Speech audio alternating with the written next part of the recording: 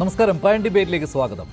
ബി.ജെ.പിയും പ്രതിപക്ഷ പാർട്ടികളും തമ്മിലുള്ള പോരാട്ടമായതുകൊണ്ടല്ല, ആക്രമിക്കപ്പെടുന്ന ഇന്ത്യ എന്ന ആശയത്തിനായുള്ള പോരാട്ടമായതിനാലാണ് സഖ്യത്തിന് ഇന്ത്യ എന്ന പേര് നൽകിയതെന്നായിരുന്നു അവകാശവാദം.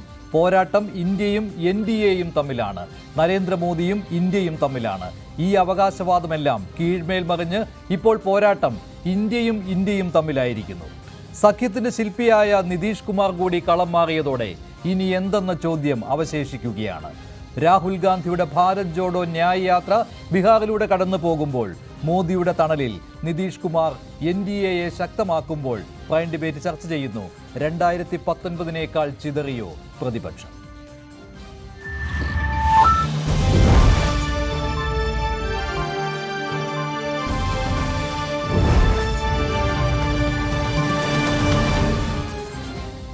പ്രൈം ഡിബേറ്റിൽ കോൺഗ്രസ് വക്താവ് ശ്രീ സേനാപതി വേണു, രാഷ്ട്രീയ നിരീക്ഷകരായ ശ്രീ ശ്രീജിത്ത് പണിക്കർ, ഡോക്ടർ G. ഗോപകുമാർ, ആം ആദ്മി പാർട്ടിയുടെ വക്താവായ ശ്രീ ഷൈബു മഠത്തിൽ എന്നിവരാണ് ചേരുന്നത്. ആദ്യം ശ്രീ സേനാപതി വേണു, ഇനി ഒരു രക്ഷയുമില്ല എന്ന അവസ്ഥയിലായിപ്പോയല്ലോ ഇന്ത്യ മുന്നണിയുടെ കാര്യം.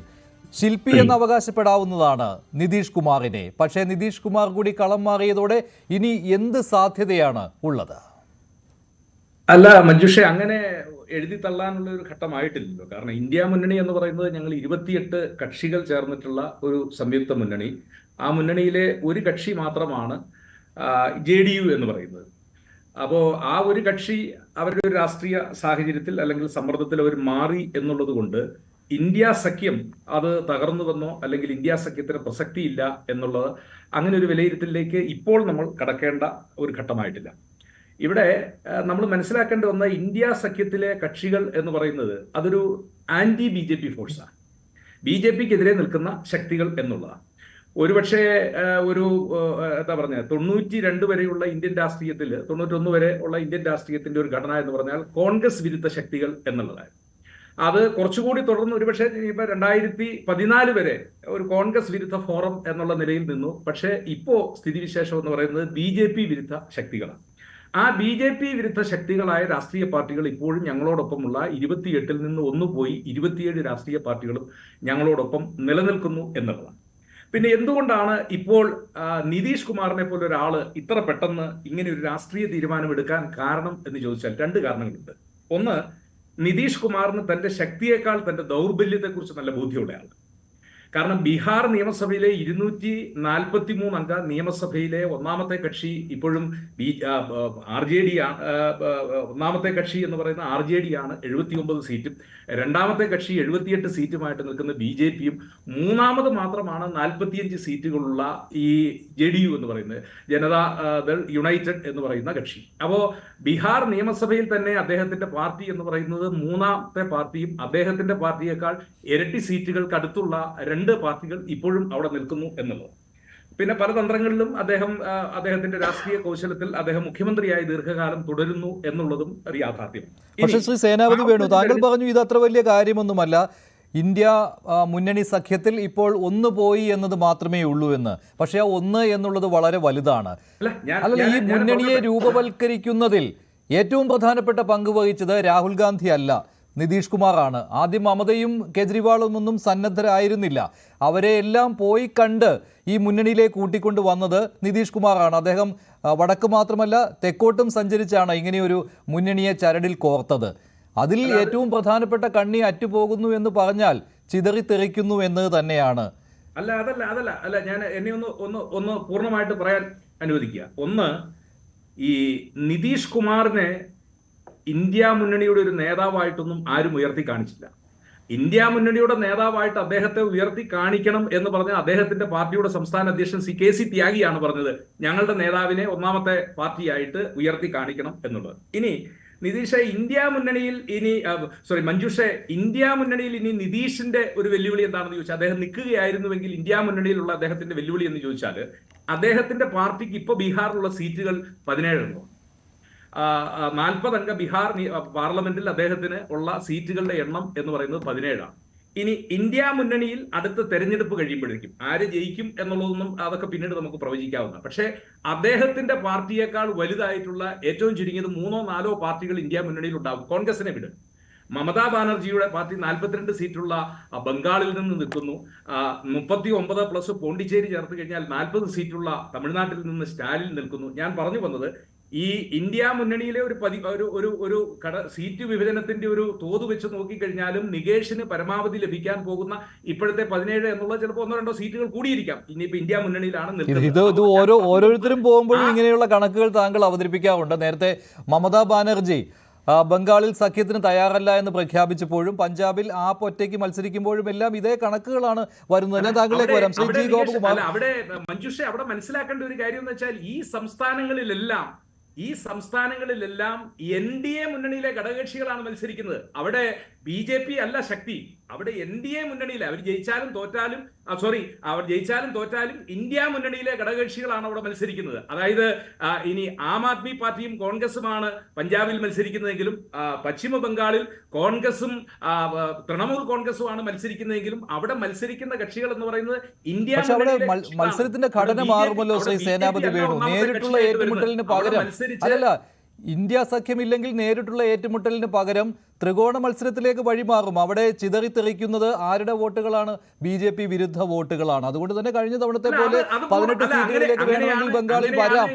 ശ്രീ സേനാപതി വേണു, BJPക്ക് ശരി. അങ്ങനെയാണ് എങ്കിൽ പശ്ചിമ ബംഗാളിൽ എന്തുകൊണ്ടാണ് മമതാ ബാനർജി പറയുന്നത് ഞാൻ ഒറ്റയ്ക്ക് നിൽക്കാം, എനിക്ക് അവിടുത്തെ 42 സീറ്റുകളിൽ ഒറ്റയ്ക്ക് നിൽക്കാൻ എനിക്ക് താല്പര്യമുണ്ട് എന്ന് പശ്ചിമ ബംഗാളിൽ മമതാ ബാനർജി പറയുന്നത് എന്താ? ഇന്ത്യ മുന്നണിയിലെ ഒരു കക്ഷിയുമായ CPM-ഉമായിട്ട് ചേർന്ന് സഖ്യം ഉണ്ടാക്കുന്നതിനേക്കാൾ നല്ലത് മമതാ ബാനർജിക്ക് അവിടെ ഒറ്റയ്ക്ക് നിൽക്കുന്നതാണ് എന്നുള്ളതാണ്. ശ്രീ ജി ഗോപകുമാർ, വളരെ ലഘുവായ കാര്യമാണോ ശ്രീ സേനാപതി വേണു പറയുന്നത് പോലെ ഇന്ത്യ മുന്നണിയിൽ സംഭവിച്ചിരിക്കുന്നത്? നേരത്തെ തന്നെ BJP കളിയാക്കുന്നുണ്ടായിരുന്നു, ഇത് IND IA അല്ല, A ഇല്ല, അതിൽ അലയൻസ് ഇല്ല, ഇന്ത്യ മാത്രമേ ഉള്ളൂ എന്ന്. അതിപ്പോൾ യാഥാർത്ഥ്യമാവുകയാണോ? ഇപ്പോൾ ആ നിലയ്ക്കാണ് സാഹചര്യങ്ങൾ പോകുന്നത്. ഇപ്പോൾ ഇന്ത്യ അലയൻസ് തിരഞ്ഞെടുപ്പ് സമയത്ത് ഏത് രൂപഭാവത്തിൽ വരുമെന്ന് നമുക്കിപ്പോൾ പറയാൻ പറ്റാത്ത രീതിയിലാണ് പോകുന്നത്. കാരണം പ്രതീക്ഷയ്ക്ക് വകയില്ലെങ്കിൽ ഈ പല കക്ഷികളും ഇതിനകത്ത് തനിച്ച് നിന്നിട്ട് തിരഞ്ഞെടുപ്പ് കഴിഞ്ഞിട്ട് അതിൻ്റെ ഫലം വന്നതിന് ശേഷം നമ്മൾ ആലോചിക്കാം. 2004 അങ്ങനെ ആയിരുന്നല്ലോ, ഒരു അലയൻസ് ഇല്ലാതെയാണല്ലോ മോറോർലെസ് അന്ന് മൻമോഹൻ സിംഗിൻ്റെ ഗവൺമെൻറ് വന്നത്. ഇപ്പോഴതല്ല സാഹചര്യം, അതല്ല. ഒന്ന് BJPയെ എതിർക്കുക, BJPയെ തോൽപ്പിക്കുക എന്നുള്ള ഒരൊറ്റ കോമൺ ഫാക്ടറിലാണ് ഈ അലയൻസ് വന്നത്. പക്ഷേ അതിൻ്റെ തുടക്കത്തിൽ തന്നെ പാളിപ്പോയ ചില പ്രശ്നങ്ങളുള്ളത് ഘടനാപരമായി ഈ പല പാർട്ടികൾക്കും പ്രാദേശികമായ സ്വാധീനം മാത്രമേ ഉള്ളൂ, ദേശീയപരമായിട്ടുള്ള സ്വാധീനമില്ല. അങ്ങനെ വരുമ്പോൾ ഇവർക്ക് പരസ്പരം അങ്ങോട്ടും ഇങ്ങോട്ടും സഹായിക്കാൻ വയ്യാത്ത സ്ഥിതിയാണ്. അവിടെ ഈ ഉത്തരേന്ത്യ ഇപ്പോൾ BJPക്ക് ഇന്ത്യ മുഴുക്ക ഒരേപോലെ ശക്തി ഉണ്ടായി എന്നും എല്ലാ സംസ്ഥാനങ്ങളിലും വൻ തരംഗമുണ്ടാക്കുമെന്നൊന്നും അല്ല ഈ പറഞ്ഞത്. പക്ഷേ അവർക്ക് ശക്തിയുള്ള ഹിന്ദി ഹാർട്ട്ലാൻഡിൽ കടന്നു കയറാൻ പറ്റാത്തൊരു മേഖലയായിരുന്നു ബീഹാർ, ഈ പ്രത്യേകിച്ച് നിതീഷ് കുമാർ ഉള്ളപ്പോൾ. പക്ഷേ നിതീഷ് കുമാർ കാലുമാറി. നമ്മളൊരു 4 ദിവസം മുമ്പ് ഈ ചർച്ച ഇവിടെ വന്നപ്പോൾ ഞാൻ പറഞ്ഞതാണ് നിതീഷ് കുമാറിനെ ശ്രദ്ധിക്കണം, ശശി തരൂർ ഒന്നും അല്ല കാലുമാറാൻ പോകുന്നത്. ബലത്തിൽ അത് തന്നെ വളരെ പെട്ടെന്ന് 2 ദിവസത്തിനാണ് നിതീഷ് കുമാറിൻ്റെ മാറ്റം നമ്മൾ കണ്ടത്. ഈ പാനലിരുന്ന് തന്നെ നമ്മൾ ചർച്ച ചെയ്തത്. അപ്പോൾ നമുക്കറിയാം ഇതിനകത്ത് ട്രെൻഡ് കണ്ടുകൊണ്ട്, രാഷ്ട്രീയത്തിൻ്റെ ട്രെൻഡ് കണ്ട് അവസരോചിതമായി മാറുന്ന ഒരു അവസരവാദിത്വ രാഷ്ട്രീയം തന്നെയാണ് നിതീഷ് കുമാർ കാണിച്ചത്. അപ്പോൾ അത് ഇങ്ങനെ ഇത് കാണിക്കുമ്പോഴുണ്ടാകുന്ന മറ്റ് എണ്ണത്തിൽ 28 കക്ഷികൾ ഇപ്പോൾ 27ആയി. അതിലൊന്നും വലിയ കഥയില്ല. കാരണം പരസ്പരം സഹായിക്കാൻ പറ്റാതിരിക്കുകയും ദേശീയപരമായിട്ടുള്ള പിന്തുണ ഇവർക്കൊന്നും ഇല്ലാതിരിക്കുകയും ചെയ്യുന്നൊരു സമയത്ത് കോൺഗ്രസ് മാത്രമേ നാഷണൽ ലെവലിൽ പിക്ചർ രംഗത്തുള്ളൂ. പരസ്പരം സഹായിക്കാൻ പറ്റുന്ന ഇപ്പോൾ DMKക്ക് തമിഴ്നാട്ടിലല്ലാതെ വേറെ എവിടെ സഹായിക്കാൻ പറ്റും? ഇപ്പോൾ മമതാ ബാനർജിക്ക് ബംഗാളിലല്ലാതെ വേറെ എവിടെ സഹായിക്കാൻ പറ്റും? അവർ ഒറ്റയ്ക്കായിട്ട് ഒരു സീറ്റ് ലക്ഷ്യമിടുന്നുമുണ്ട്. മമതയാണെങ്കിൽ 42 സീറ്റുകൾ ബംഗാളിൽ ഞങ്ങൾ നേടുമെന്ന് പറയുന്നു. പിന്നെ മറ്റ് സംസ്ഥാനങ്ങളിലും അവർ മത്സരിക്കും. പക്ഷേ മത്സരിക്കാൻ അവർ സന്നദ്ധരായി തന്നെ നിൽക്കുകയാണ്. ഇതുവരെ അങ്ങനെ ഒരു നീക്കുപോക്ക് ഉണ്ടായിട്ടില്ല. DMKക്ക് ആണെങ്കിൽ 35-36 സീറ്റുകൾ നേടാമെന്നുള്ള ആത്മവിശ്വാസം വന്നിരിക്കുകയാണ്. ആം ആദ്മി പാർട്ടിക്ക് പഞ്ചാബിലും ഡൽഹിയിലും നേട്ടമുണ്ടാക്കാൻ കഴിയുമെന്ന് അവർ വിശ്വസിക്കുന്നു. അതിൽ പഞ്ചാബിൽ സാധിക്കുവാനും സാധ്യതയുമുണ്ട്. അതല്ലാതെ എടുത്തു പറയാൻ പറ്റിയ ഒരു പാർട്ടി ഇല്ല. NCP ഉണ്ട്, മഹാരാഷ്ട്രയിലുണ്ട്, പിന്നെ ശിവസേനയുടെ ഒരു വിഭാഗമുണ്ട്. കാരണം NCPയുടെ ഭാഗികമായിട്ട് പിളർന്നല്ലോ. അജിത്ത് പുറത്തു പോയല്ലോ, അജിത് പവാർ പുറത്തു പോയി. പിന്നെ മാത്രമല്ല ശിവസേനയും പിളർന്നു. ആ നിലയ്ക്ക് മഹാരാഷ്ട്രയിൽ യൂണിറ്റി ഇല്ല. ഈ മമത പറയുന്നതും DMK പറയുന്നതും ആം ആദ്മി പഞ്ചാബിൽ പറയുന്നതിനും കുറച്ച് പ്രസക്തി ഉണ്ട്. കാരണം അവർക്ക് അവിടെ നല്ല വേരോട്ടമുണ്ട്. അതേപോലെ വേരോട്ടമുള്ള സാധ്യതയുണ്ടായിരുന്ന 2 മേഖല, ഒന്ന് മഹാരാഷ്ട്രയും ഒന്ന് ബീഹാറുമായിരുന്നു. അവിടെയാണ് ഇപ്പോൾ ചിതറി വന്നിരിക്കുന്നത്. മഹാരാഷ്ട്രയിൽ നേരത്തെ തന്നെ അത് കണ്ടു. മാത്രമല്ല ശരത് പവാറിന് എത്ര സ്വാധീനം ചെലുത്താൻ പറ്റുമെന്നുള്ള കണ്ടറിയേണ്ട കാര്യമാണ്. പക്ഷേ ബീഹാറിൽ ഇത് സംഭവിച്ചതോടുകൂടി ഉത്തരേന്ത്യയിലെ ഹൃദയഭൂമിയിൽ BJPയുടെ ശക്തി ഒന്നുകൂടി ആർജിച്ചിരിക്കുകയാണ്. BJPക്ക് ഇന്ത്യയുടെ എല്ലാ മേഖലയിലും ശക്തിയില്ല. നമുക്കറിയാം, ദക്ഷിണ മേഖലയിൽ ദക്ഷിണേന്ത്യയിൽ കർണാടക ഒഴിച്ച് വേറെ ഒരിടവും പറയാനുള്ള ശക്തിയില്ല പറയുന്ന രീതിയിൽ. പക്ഷേ ഉള്ള സ്ഥലത്ത് വളരെ ശക്തമാണ്. അങ്ങനെ പറയുന്ന ഒരു 8 സംസ്ഥാനങ്ങൾ എടുത്തു പറയുന്നിടത്ത് ബീഹാർ ഒഴിച്ചേരുന്നു. പക്ഷേ ബീഹാറിനെ കൂടെ ഇപ്പോൾ കൂട്ടാം എന്ന് പറയുമ്പോൾ അവരുദ്ദേശിക്കുന്ന ഭരണത്തിലേക്ക് എത്താനുള്ള ഭൂരിപക്ഷവും അത് കവിഞ്ഞുള്ള ഭൂരിപക്ഷവും കിട്ടാനുള്ള ഒരു സാഹചര്യം കൂടുതലുണ്ടാക്കിയിരിക്കുകയാണ്. ബാലൻസ് ടിൽറ്റ് ചെയ്ത് മാറി അത് NDAക്ക് അനുകൂലമായൊരു സാഹചര്യം ഉണ്ടായിരിക്കുകയാണ് നിതീഷ് കുമാറിൻ്റെ ഈ ചാഞ്ചാട്ടത്തിൽ കൂടി. ശരി, ശ്രീജിത്ത് പണിക്കർ, സേനാപതി വേണു ഇവിടെ സൂചിപ്പിച്ചത് അത്ര വലിയ പ്രശ്നമല്ല എന്ന രീതിയിലാണ്. പക്ഷേ അങ്ങനെ നമുക്ക് വിലയിരുത്തുവാൻ കഴിയുകയില്ല. സേനാപതി വേണുവിന് കോൺഗ്രസ് വക്താവ് എന്ന രീതിയിൽ അങ്ങനെ പറയാനേ പറ്റുകയുള്ളൂ. പിന്നെ ഈ നിതീഷ് കുമാറിൻ്റെ കാലുമാറ്റത്തിൽ 2 തരത്തിലുള്ള അഭിപ്രായങ്ങളാണ് വരുന്നത്. കോൺഗ്രസ് സ്വാഭാവികമായിട്ടും BJPയെ കുറ്റപ്പെടുത്തുന്നു. അതേസമയം ഇന്ത്യ സഖ്യത്തിൽ ഈ കോൺഗ്രസിൻ്റെ ഒരു നിലപാടാണ് ഇങ്ങനെയുള്ള നിതീഷ് കുമാറിൻ്റെ വിട്ടുപോകലിന് കാരണമായിട്ട് അവർ തമ്മിലുള്ള മുറുമുറുപ്പായിട്ട് വരുന്ന കാര്യം. എന്തൊക്കെ പറഞ്ഞാലും ആത്യന്തികമായി ഈ മുന്നണിക്ക് കെട്ടുറപ്പ് നഷ്ടപ്പെട്ടു എന്ന കാര്യത്തിൽ യാതൊരു സംശയവുമില്ലല്ലോ. കണക്കിലെ കളികൾ വെച്ചോ സമവാക്യങ്ങളൊക്കെ വെച്ചോ കൂട്ടി നോക്കിയാൽ പോലും ഒരു സാധ്യതയും കാണാത്ത അവസ്ഥയല്ല ഇപ്പോൾ ഉള്ളത്, 2019 മോശം എന്ന രീതിയിൽ. തീർച്ചയായിട്ടും. കാരണം ഇപ്പോൾ ശ്രീ സേനാപതി വേണു ഈ ഒരു അഭിപ്രായം പറയുമ്പോൾ കോൺഗ്രസിന് നിലവിൽ ആ ഒരു അഭിപ്രായം പറയാനേ കഴിയുകയുള്ളൂ. കാരണം ഇന്ത്യ സഖ്യം എന്ന് പറയുന്നതിൽ 28 കക്ഷികളുണ്ട്. അതിലെ ഒരു കക്ഷി മാത്രമാണ് അദ്ദേഹത്തിന്റെ JDU, നിതീഷ് കുമാറിന്റെ JDU എന്നൊക്കെ പറയാമെങ്കിലും ആ ഒന്ന് എന്ന് പറയുന്നത് ഇമ്മണി ബല്ലി ഒന്നാണ് എന്നുള്ളതാണ് അതിന്റെ കണക്ക്. കാരണം നമ്മൾ ഈ 28 കക്ഷികളെ പറ്റി പറയുമ്പോൾ അതൊരു വലിയ സംഖ്യയായിട്ട് നമുക്ക് തോന്നാം. പക്ഷെ അതിൽ പല കക്ഷികളും വളരെ ചെറുതാണ്. ഇപ്പോൾ ഉദാഹരണത്തിന് 28 കക്ഷികളിൽ ഒരു കക്ഷി നമ്മുടെ RSP ആണ്. അതിനാകെ ഒരു MP ആണുള്ളത്, അത് ശ്രീ NK പ്രേമേന്ദ്രനാണ്. അപ്പോൾ അങ്ങനെ നമ്മൾ നോക്കിക്കഴിഞ്ഞാൽ കണക്കിൽ പറയുമ്പോൾ RSP 1, JDU 1 എന്നൊക്കെ പറഞ്ഞിട്ടാണ് ഈ 28ലേക്ക് വരുന്നത് എങ്കിലും അവരുടെ സ്വാധീന മേഖല, അവരുടെ സ്വാധീനം ഉള്ളത് എത്രത്തോളം സീറ്റുകളിലാണ് തുടങ്ങിയ കാര്യങ്ങൾ നോക്കുന്ന സമയത്ത് ഈ ഒരു 1 എന്ന് പറയുന്നത് ഇത്തിരി വലിയ ഒന്നാണ് എന്ന് നമുക്ക് തോന്നും. കാരണം ബീഹാറിലെ മേജർ പാർട്ടിയാണ് RJD, അവർ JDU. അപ്പോൾ നമുക്കറിയാം കഴിഞ്ഞ കുറേ കാലങ്ങളായിട്ട്, പ്രത്യേകിച്ച് ഒരു കഴിഞ്ഞ 10 വർഷമായിട്ട് അവിടുത്തെ നിയമസഭയിലാണെങ്കിലും ഇവർക്ക് ശക്തി ക്ഷയിച്ചിട്ടുണ്ട്. പക്ഷേ എല്ലായ്പ്പോഴും അവിടുത്തെ ഏറ്റവും വലിയ decision maker, political decision maker എന്ന് പറയുന്നത് എല്ലായ്പ്പോഴും നിതീഷ് കുമാർ തന്നെ ആയിട്ടുണ്ട്. അതുകൊണ്ട് തന്നെയാണ് നിതീഷ് കുമാറിനെ സംബന്ധിച്ചിടത്തോളം അദ്ദേഹം എടുക്കുന്ന നിലപാടുകളിൽ പലപ്പോഴും വളരെ വലിയ കാർക്കശ്യം അദ്ദേഹം പുലർത്തുന്നത് കൊണ്ട് തന്നെയാണ് ഈ ഇന്ത്യ സഖ്യം എന്നതിനെ ഉണ്ടാക്കുന്നതിന് വേണ്ടി കൂടി അദ്ദേഹം അവിടെ പ്രവർത്തിച്ചിരുന്നത്. ഇപ്പൊ ഇവിടുത്തെ ഒരു പ്രധാനപ്പെട്ട പ്രശ്നമുണ്ട് ഇതിൽ നിന്ന്. കാരണം നമ്മളിപ്പോൾ ഈ കഴിഞ്ഞ കുറെ ആഴ്ചകളായിട്ട് നടക്കുന്ന പൊളിറ്റിക്കൽ ഡെവലപ്മെന്റിൽ നിന്ന്, പ്രത്യേകിച്ച് ഇന്ത്യ ബ്ലോക്കിലെ പ്രധാനപ്പെട്ട ഒരു കക്ഷിയായിട്ടുള്ള JDU അവിടെ നിന്ന് വിട്ടുപോവുകയും ഈ സഖ്യത്തിനെതിരെ സംസാരിക്കുകയും ചെയ്യുന്ന സമയത്ത് നമുക്ക് മനസ്സിലാക്കാവുന്ന ഒറ്റ കാര്യമേ ഉള്ളൂ. ഇവർ ഈ പറയുന്ന ഒരു കാര്യമുണ്ട്, യുണൈറ്റഡ് വി സ്റ്റാൻഡ് എന്നാണ് ഈ ഇന്ത്യ സഖ്യം പറയുന്നത്. അവരുടെ പ്രസ് മീറ്റുകൾ നടക്കുന്ന സമയത്ത്, മീറ്റിങ്ങുകൾ നടക്കുന്ന സമയത്തൊക്കെ തന്നെ പിന്നിൽ എഴുതി വെച്ചിരിക്കുന്നത് അങ്ങനെയാണ്, യുണൈറ്റഡ് വി സ്റ്റാൻഡ്. അപ്പൊ അതിനകത്തിലെ യുണൈറ്റഡ് എന്ന് പറയുന്നത് ഒന്നിച്ച് എന്നാണ് പറയുന്നതെങ്കിൽ പോലും JD യുണൈറ്റഡ് അതിൽ നിന്ന് എന്തായാലും പോയി. ഇനി അത് കഴിഞ്ഞിട്ടുള്ള പ്രധാനപ്പെട്ട പ്രശ്നം ഈ കക്ഷികൾ തമ്മിലുള്ള, അതായത് ഈ പറയുന്ന 28 കക്ഷികൾ തമ്മിൽ അങ്ങോട്ടും ഇങ്ങോട്ടും എന്താണ് ഈ പൊളിറ്റിക്കൽ അലയൻസിന്റെ സാങ്കത്യമെന്നോ എന്തിനാണത് നിലകൊള്ളുന്നത് എന്നോ അങ്ങോട്ടും ഇങ്ങോട്ടും പറഞ്ഞ് ഓരോരുത്തരെയും വിശ്വാസത്തിലെടുക്കാൻ പോലും അവർക്ക് കഴിയുന്നില്ല. അത് കഴിഞ്ഞിട്ടാണ് നമ്മൾ ഈ പറയുന്ന 100 കോടി ഇലക്ട്രൽ ബേസിലേക്കൊക്കെ നമ്മൾ പോകുന്നത് എന്നുള്ളത് ആലോചിച്ച് നോക്കുക. അപ്പൊ അങ്ങനെ സ്വന്തമായിട്ടുള്ള ഈ കക്ഷി രൂപീകരിച്ചിരിക്കുന്ന അല്ലെങ്കിൽ അതിന് നെടുനായകത്വം വഹിച്ചിരിക്കുന്ന ആൾക്കാരെ പോലും ഇതിന്റെ ഉദ്ദേശ ലക്ഷ്യങ്ങൾ എന്താണ്, ഇതിന്റെ ഭാവി പരിപാടി എന്താണ്, ഇലക്ട്രൽ പ്ലാൻസ് എന്താണ്, സീറ്റ് ഷെയറിംഗ് അഗ്രിമെന്റ് എന്താണ് എന്നതിനെ പറ്റി ബോധ്യപ്പെടുത്തി വിശ്വാസത്തിലെടുക്കാനായിട്ട് ഈ കൂട്ടായ്മയ്ക്ക് കഴിയുന്നില്ല എങ്കിൽ പിന്നെ ഇവിടെ ഒരു കൂട്ടായ്മയില്ല എന്ന് ഞാൻ മനസ്സിലാക്കുന്നുള്ളൂ. അപ്പൊ അതുകൊണ്ട് തന്നെ ഈ ഇന്ത്യ എന്ന് പറയുന്നതിലെ അവസാനത്തെ A എന്ന് പറയുന്നത് അലയൻസ് എന്നാണ്. ആ A എവിടെ പോയി എന്നുള്ളതാണ് ചോദിക്കേണ്ടത്. കാരണം നമ്മളിത് കേവലം ഒരു JDUവിനെ പറ്റി അല്ല പറയുന്നത്, നമ്മൾ ഓരോ ദിവസവും ഇത് ചർച്ച ചെയ്തുകൊണ്ടിരിക്കുകയാണ്. ഈ ഒരു കക്ഷിക്ക് മറ്റുള്ള കക്ഷികളെ വിശ്വാസമില്ല. ഇപ്പൊ അങ്ങനെ നമ്മൾ നോക്കിക്കഴിഞ്ഞാൽ ഈ ലാർജർ ഇന്ത്യ ബ്ലോക്ക് എന്ന് പറയുന്നതിൽ തന്നെ പെടുന്ന മറ്റു പാർട്ടികളുണ്ടല്ലോ. ഇപ്പൊ CPM വിശ്വാസമില്ല എന്ന് അല്പം മുമ്പ് ശ്രീ സേനാപതി വേണു തന്നെ പറഞ്ഞതുപോലെ CPM കൂടെ അവരോട് ചേർന്നിട്ട് ഒരു സഖ്യത്തിന് പോകാനായിട്ട് അവരെ വിശ്വാസമില്ല എന്ന് പറയുന്നത് TMC ആണ്. എന്ന് വെച്ചാൽ ഈ ബ്ലോക്കിൽ തന്നെയുള്ള 2 പാർട്ടികളിൽ ഒരു പ്രധാനപ്പെട്ട പാർട്ടി പറയുന്നു, മറ്റൊരു പ്രധാനപ്പെട്ട പാർട്ടിയെ എനിക്ക് വിശ്വാസമില്ല, അതുകൊണ്ട് ഞാൻ തന്നെ മത്സരിക്കുമെന്ന്. പഞ്ചാബിലേക്ക് പോയി കഴിഞ്ഞാൽ സഖ്യത്തിന്റെ ഈ സഖ്യ ചർച്ചകളുടെ സമയത്ത് തന്നെ ഇപ്പോൾ ഈ സഖ്യ കക്ഷികൾ തമ്മിൽ നേരിട്ടുള്ള ഏറ്റുമുട്ടൽ ഉണ്ടാകുന്ന ഇടങ്ങളിൽ അത് അവിടെ ഇന്ത്യ സഖ്യം ഉണ്ടാവുകയില്ല എന്ന രീതിയിലുള്ള സൂചനകൾ തന്നിരുന്നു.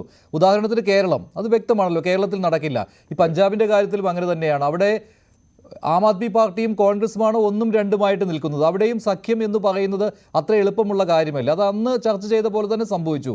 ബംഗാളിലാകട്ടെ തൃണമൂൽ കോൺഗ്രസിന് ഒരിക്കലും CPM-ഉമായിട്ട് കൂട്ടുകൂടാൻ കഴിയില്ല. പക്ഷേ കോൺഗ്രസിന് അവിടെ CPM-ഉമായിട്ട് സാധിക്കുകയും ചെയ്യും. അത് തുടക്കത്തിൽ തന്നെ വിലയിരുത്തിയ ഒന്നാണല്ലോ. അതുകൊണ്ട് അതൊരു തിരിച്ചടിയായിട്ട് ഈ 3 സംസ്ഥാനങ്ങളിലെയും കാര്യങ്ങൾ പറയാൻ പറ്റില്ലല്ലോ. അല്ല, അതിലൊരു പ്രധാനപ്പെട്ട കാര്യമുണ്ട്. നോക്കൂ, ഇതിന് രാഷ്ട്രീയമായിട്ടുള്ള ന്യായമാണുള്ളത്. ഈ ആൾക്കാർ ചോദിക്കുകയാണ്, ശരി, നിങ്ങളുടെ പർപ്പസ് എന്ന് പറയുന്നത് BJP-യെ പരാജയപ്പെടുത്തുക എന്നുള്ളതാണ് എങ്കിൽ എന്തുകൊണ്ട് നിങ്ങൾക്ക് എല്ലായിടത്തും ഒന്നിച്ച് നിന്നുകൂടാ? ഇപ്പൊ ഇവരൊരു ബ്ലാങ്കറ്റ് സ്റ്റേറ്റ്മെന്റ് പോലെ പറയുകയാണ്, കേരളത്തിൽ ഇത് പ്രവർത്തിക്കില്ല. എന്തുകൊണ്ടാണ് കേരളത്തിൽ ഇത് പ്രവർത്തിക്കാത്തത്, എന്തുകൊണ്ടാണ് എന്ന് ഇവിടുത്തെ ഇലക്ട്രൽ ബേസിനോട് ഇവർക്ക് വിശദീകരിക്കാൻ കഴിയുമോ? അതിന്റെ പ്രധാനപ്പെട്ട കാര്യം, ഈ 2 പാർട്ടികളും അവരുടെ ശക്തി വർദ്ധിപ്പിക്കാനായിട്ട് അവരുടെ കാര്യമായിട്ടുള്ള സ്വാധീന മേഖലയാണ് കേരളം എന്ന് തിരിച്ചറിയുന്നത് കൊണ്ടാണ്. അപ്പോൾ കോൺഗ്രസിനെ സംബന്ധിച്ചിടത്തോളം മാക്സിമം സീറ്റ് എടുക്കുക, CPM-നെ സംബന്ധിച്ചിടത്തോളം മാക്സിമം സീറ്റ് എടുക്കുക എന്നുള്ളതാണ്. നേരെ മറിച്ച് ഇത് സഖ്യമായിട്ട് നിന്നോളൂ, ഈ 20-ൽ 20 അവർക്ക് തന്നെ കിട്ടും എന്നുള്ളത് നമുക്കറിയാമല്ലോ. കാരണം BJP-ക്ക് എന്തെങ്കിലും രീതിയിലുള്ള സ്വാധീനമുള്ള മണ്ഡലങ്ങളിൽ പോലും കോൺഗ്രസ് പ്ലസ് CPM എന്ന് പറഞ്ഞു കഴിഞ്ഞാൽ BJP-യേക്കാൾ വളരെ മുകളിലായിരിക്കും. അപ്പോൾ അങ്ങനെയാണെങ്കിൽ അതിനെ സെക്യൂർ ചെയ്യുന്നതിന് വേണ്ടിയിട്ട് അവർക്ക് ശ്രമിക്കാമല്ലോ. ഇത് പ്രാദേശികമായിട്ടുള്ള തലത്തിൽ വർക്ക് ചെയ്യുന്നില്ല, പക്ഷേ ദേശീയ തലത്തിൽ BJP-യെ മാറ്റി നിർത്തുക എന്നതിന് വേണ്ടി ഈ ഒരു ഇക്വേഷൻ വർക്ക് ചെയ്യുമെന്ന് ഇവർക്ക് പറയാമല്ലോ. അപ്പോൾ അത് പറയാതിരിക്കുന്നത് എന്തുകൊണ്ടാണ്? ഓരോ സംസ്ഥാനങ്ങളിൽ അവരുടെ നിർണായകമായിട്ടുള്ള സ്വാധീന ശക്തി ഉള്ളതുകൊണ്ടും അതിൽ അങ്ങോട്ടും ഇങ്ങോട്ടും പങ്കിടലിന് തയ്യാറല്ലാത്തത് കൊണ്ടുമാണ്. ഇപ്പോൾ ഉദാഹരണത്തിന് TMC എടുത്തു കഴിഞ്ഞാൽ, TMC ബംഗാളിൽ ഒരു 40 സീറ്റ് ഉണ്ടെങ്കിൽ ആ 40 സീറ്റുകളിൽ അവർ ഉദ്ദേശിക്കുന്നത് ചിലപ്പോൾ 20-25 സീറ്റ് അവർക്ക് കിട്ടും എന്ന് തന്നെയായിരിക്കും. അപ്പോൾ അങ്ങനെയുള്ളതിനെ അവരെന്തിനാണ് വേറൊരാളുമായിട്ട് ഷെയർ ചെയ്യുന്നത്? അപ്പോൾ ഇത്തരത്തിലുള്ള കാര്യങ്ങൾ ഈ തെരഞ്ഞെടുപ്പ് പടിവാതിൽക്കൽ വരുന്ന സമയത്ത് പോലും ഇവരാരും ചർച്ച ചെയ്തിട്ടില്ല. ഇപ്പോൾ നിതീഷ് കുമാറിന്റെ ഒരു സ്റ്റേറ്റ്മെന്റ് വന്നല്ലോ. അദ്ദേഹം പറയുന്നത് എന്താണ്? ഇവിടെ കാര്യങ്ങളൊന്നും ഈ ഇന്ത്യ ബ്ലോക്കിൽ കൃത്യമായിട്ട് നടക്കുന്നില്ല, ഉദ്ദേശിച്ച രീതിയിലത്തേക്ക് കാര്യങ്ങൾ പോകുന്നില്ല. Nobody was doing anything after the alliance was formed എന്നാണ്. അപ്പോൾ പിന്നീട് ഈ നടന്നിരുന്ന മീറ്റിങ്ങുകളൊക്കെ എന്താണ്? ഇറ്റ് ഫെയിൽഡ് മൈ എക്സ്പെക്ടേഷൻസ് എന്നാണ് പറഞ്ഞത്. എൻ്റെ പ്രതീക്ഷകൾ മുഴുവൻ നശിച്ചിരിക്കുന്നു. അപ്പോൾ സ്വാഭാവികമായിട്ടും ഇതിന് ഈ നേരത്തെ പറഞ്ഞതുപോലെ ഈ മുന്നണി ഉണ്ടാക്കുന്നതിന് വേണ്ടിയിട്ട് നിർണായകത്വം വഹിച്ചിരിക്കുന്ന ആൾക്കാരുണ്ട്. സ്വാഭാവികമായിട്ട് ഒരു പാൻ ഇന്ത്യ പ്രസൻസ് ഉള്ള ഒരു പാർട്ടിയിൽ നിന്ന് അതിൻ്റെ ഏറ്റവും പ്രധാനപ്പെട്ട നേതാവ് അതിൻ്റെ പോസ്റ്റർ ബോയ് ആയിട്ട് വരേണ്ടതാണ്. രാഷ്ട്രീയ ചാണക്യന്മാരായിട്ടുള്ള ആൾക്കാരെല്ലാം അവിടെയുണ്ട്. പക്ഷേ ഇതിനെല്ലാം തന്നെ ഒരു മുന്നണി സ്വഭാവത്തിലേക്ക് കൊണ്ടുവരുന്നതിന് ഇപ്പോഴും അവർക്ക് കഴിയുന്നില്ല.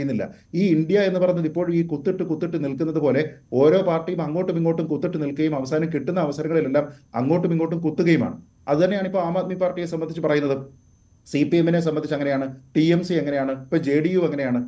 അതുകൊണ്ടാണല്ലോ പരസ്യമായിട്ട് ഓരോരുത്തർ പറയുന്നത് അവർക്ക് വിശ്വാസമില്ല, ഞങ്ങൾ ഒറ്റയ്ക്ക് നിന്നുകൊള്ളാം. ഈ ഒറ്റയ്ക്ക് നിൽക്കുക എന്ന് പറഞ്ഞാൽ ഞാൻ നേരത്തെ ചോദിച്ചതുപോലെ ഈ അലയൻസ് എവിടെയാണ്? ചില സ്ഥലങ്ങളിൽ മാത്രം വർക്ക് ചെയ്യുന്ന ഒരു അലയൻസ്, അതെന്താണ് അലയൻസ്? അവിടെ ഇവർക്ക് BJP-യെ പരാജയപ്പെടുത്തേണ്ടേ? ഞാൻ ചോദിക്കുന്നത് പ്രാദേശികമായിട്ടുള്ള നിങ്ങളുടെ ഇക്വേഷൻസ് ഒക്കെ നമുക്ക് സമ്മതിക്കാം. ഇവിടെ UDF-ഉം LDF-ഉം തമ്മിൽ മത്സരിക്കട്ടെ. പക്ഷേ നിങ്ങൾ ഇവിടെ മത്സരിക്കുന്നത്, ലോക്സഭാ തെരഞ്ഞെടുപ്പിൽ നിങ്ങൾ മത്സരിക്കുന്നത് കേന്ദ്രത്തിൽ നിങ്ങളുടെ പ്രഖ്യാപിത ശത്രുവായിട്ടുള്ള BJP-യെ മാറ്റുന്നതിന് വേണ്ടിയിട്ടാണ് എങ്കിൽ അവിടെ നിങ്ങൾക്ക് ഇലക്ട്രേറ്റിനെ മൊത്തത്തിൽ അഡ്രസ് ചെയ്തുകൊണ്ട് ഞങ്ങൾ ഈ ഒരു ലക്ഷ്യത്തിന് വേണ്ടി ഒന്നിച്ചു നിൽക്കുന്നു എന്ന് സാധിക്കുകയില്ല. അത് അവരത് ഉദ്ദേശിക്കുന്നുമില്ല. അതുകൊണ്ടാണല്ലോ ഈ മുന്നണി രൂപീകരണ ചർച്ചയ്ക്ക് ശേഷം ഈ രീതിയിലുള്ള പ്രതികരണങ്ങൾ വന്നതും. അതിൽ തന്നെ CPM സംസ്ഥാന സെക്രട്ടറി MV ഗോവിന്ദൻ മുമ്പ് പറഞ്ഞത് ഇന്ത്യ എന്നുള്ളത് ഒരു മുന്നണി സംവിധാനമല്ല, അതൊരു നീക്കുപോക്ക് മാത്രമാണെന്നാണ്. CPM ഇപ്പോഴും അതിലാണ് വിശ്വസിക്കുന്നത്. അതുമാത്രമല്ല, ഇതിലിപ്പോൾ ഈ കോൺഗ്രസും BJP-യും നേരിട്ട് ഏറ്റുമുട്ടുന്ന സംസ്ഥാനങ്ങളിൽ അത് എല്ലാം കൂടി കൂട്ടി നോക്കുമ്പോൾ ഏതാണ്ട് 121 സീറ്റുകൾ വരും. അവിടെ മാറി നിൽക്കുവാൻ ചിലപ്പോൾ ഈ പാർട്ടികൾ തയ്യാറായേക്കും. അതിനിപ്പം മറ്റ് സംസ്ഥാനങ്ങളിലെ സീറ്റ് വിഭജന ചർച്ചകൾ കൂടി കഴിഞ്ഞതിന് ശേഷമേ, അല്ലെങ്കിൽ അതിൻ്റെ ഒരു എന്തെങ്കിലും ഒരു മുന്നോട്ടുള്ള പോക്ക് അതിലുണ്ടെങ്കിൽ മാത്രമേ അറിയാൻ കഴിയുകയുള്ളൂ. ഇപ്പോൾ തൃണമൂൽ കോൺഗ്രസും SP-യും ഒക്കെ മറ്റ് സംസ്ഥാനങ്ങളിൽ, മധ്യപ്രദേശ്, രാജസ്ഥാൻ മുതലായ സംസ്ഥാനങ്ങളിൽ മാറി നിൽക്കുമോ, അതോ അവരുമുള്ള വോട്ടുകൾ ചിതറിപ്പോകുന്ന രീതിയിൽ അവരവരുടെ സ്ഥാനാർത്ഥികളെ നിർത്തുമോ എന്ന്. ശ്രീ ഷൈബു മഠത്തിൽ, എന്തുകൊണ്ടാണ് ആം ആദ്മി പാർട്ടിക്കും ഈ മുന്നണിയിൽ അത്ര വിശ്വാസം ഉണ്ടാകാതിരിക്കുന്നത്? ഇപ്പോൾ പഞ്ചാബിൽ നിങ്ങൾ തീരുമാനമെടുത്തു കഴിഞ്ഞു, ഡൽഹിയിലെ കാര്യത്തിൽ ഉറപ്പില്ല. അപ്പോൾ ഒരു മുന്നണി സംവിധാനമാണ് എന്ന് ജനങ്ങൾക്ക് മുന്നിൽ അവതരിപ്പിക്കുവാൻ പറ്റില്ലല്ലോ എന്തായാലും.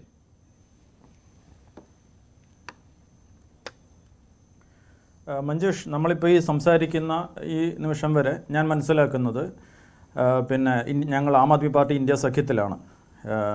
ഞങ്ങൾ ഇന്ത്യ സഖ്യം തകർന്നു എന്നൊന്നും വിചാരിക്കുന്നില്ല. ഇത് BJP-ക്കെതിരായ ഒരു സഖ്യം ആയിട്ട് നമ്മളങ്ങനെ അത്രയും ചുരുക്കേണ്ടതില്ല. അതായത് ഇന്ത്യയിലെ മതേതര കക്ഷികളെല്ലാം, ഇന്ത്യയിലെ 70% വോട്ടർമാരെയും റെപ്രസെൻ്റ് ചെയ്യുന്ന പാർട്ടികൾ ഒരുമിച്ച് ഇന്ത്യയിലെ ഭരണം വഴിതെറ്റിപ്പോകുന്നതിന് തടയുകയാണ്.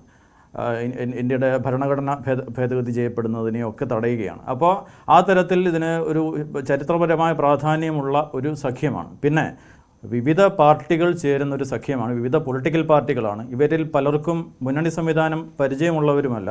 അതുകൊണ്ട് അത് ഇവൻലെസ് ആയിരിക്കും, വളരെ സ്മൂത്ത് ആയിരിക്കും, എളുപ്പത്തിൽ നടക്കുമെന്ന് നമ്മളാരും തുടക്കത്തിലേ വിചാരിച്ചിട്ടില്ല.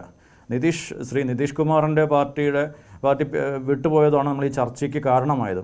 അദ്ദേഹം വിട്ടുപോയതിൽ എന്തെങ്കിലും അത്ഭുതമുണ്ടോ എന്ന് ഞാൻ അത്ഭുതപ്പെടുകയാണ്. കാരണം അദ്ദേഹത്തിന് മുമ്പും ഈ ചാഞ്ചാട്ടം കാണിച്ചിട്ടുള്ളയാളാണ്. ഞങ്ങൾ ആം ആദ്മി പാർട്ടിയുടെ കാര്യം പറയുകയാണെങ്കിൽ, ഞങ്ങൾ ഡൽഹിയിൽ 7 സീറ്റിലാണ് മത്സരിക്കുന്നത്. ഡൽഹിയിൽ 7 സീറ്റാണുള്ളത്.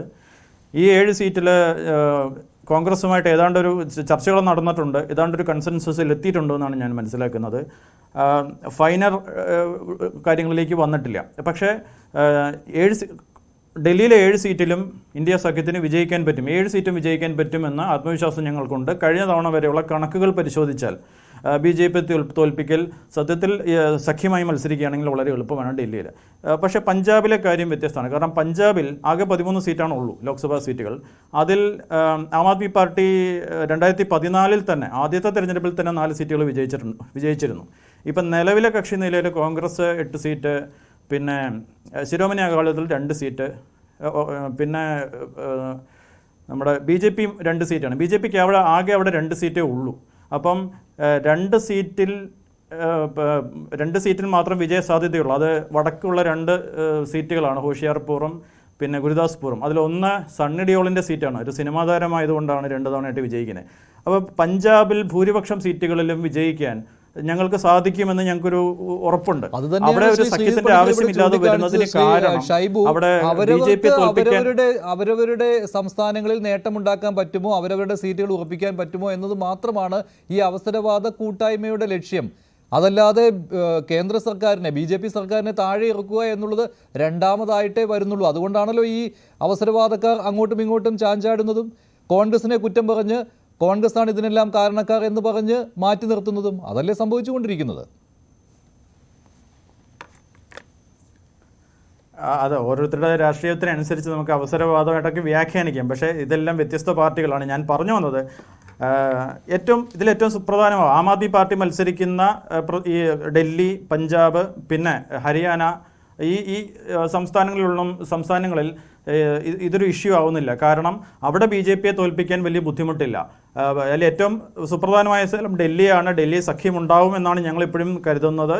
അവിടെ ഞങ്ങൾക്ക് 7 സീറ്റും വിജയിക്കാൻ കഴിയും. പക്ഷേ നമ്മൾ ആ സീറ്റുകളല്ല, മറിച്ച് ഹിന്ദി മേഖലയിലുള്ള പ്രധാനമായും കോൺഗ്രസും BJPയും തമ്മിൽ ഏറ്റുമുട്ടുന്ന സംസ്ഥാനങ്ങളിലാണ് ഇതിൻ്റെ ഒരു സിഗ്നിഫിക്കൻ്റ് ഇമ്പാക്റ്റ് ഉണ്ടാവുക. ഇപ്പോൾ നമ്മൾ ബീഹാറിൻ്റെ ഇഷ്യൂ നേരത്തെ പറഞ്ഞല്ലോ, ബീഹാറിൽ നിതീഷ് കുമാറിൻ്റെ പാർട്ടിക്ക് നിലവിലുള്ളത് 16 സീറ്റുകളാണ്. പക്ഷേ നമ്മൾ നോക്കേണ്ടത്, എനിക്ക് തോന്നുന്നു, ഹിന്ദി ബെൽറ്റിലെ മറ്റ് പ്രധാനപ്പെട്ട സംസ്ഥാനങ്ങളാണ്. രാജസ്ഥാൻ, മധ്യപ്രദേശ് തുടങ്ങിയ സംസ്ഥാനങ്ങളാണ്. അപ്പോൾ അതുപോലെ ഉത്തർപ്രദേശ് ഉൾപ്പെടെ.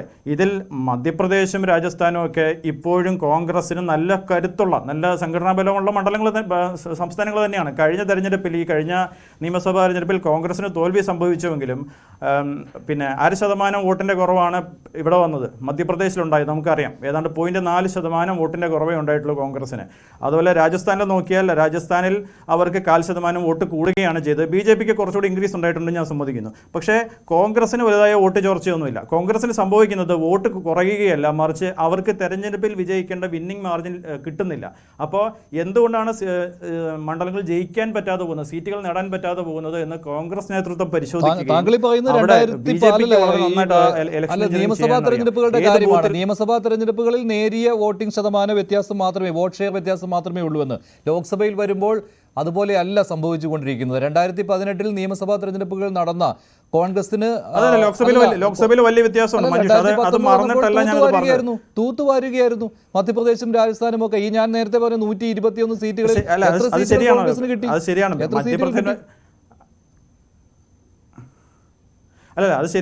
മധ്യപ്രദേശിലും രാജസ്ഥാനിലും ഓരോ സീറ്റിന്റെ കുറവ് മാത്രമേ ഉള്ളൂ BJPക്ക്. ബാക്കി എല്ലാ സീറ്റും അവർ വിജയിക്കുകയാണ്. അവർക്ക് 50%-ലേറെ വോട്ടുകളും കിട്ടിയിട്ടുണ്ട്. ഞാൻ പറയുന്ന കാര്യം അത് കഴിഞ്ഞ തെരഞ്ഞെടുപ്പിലെ കാര്യമാണ്, ഈ തെരഞ്ഞെടുപ്പിലെ കാര്യമല്ല. 2024 കഴിഞ്ഞ തെരഞ്ഞെടുപ്പിൽ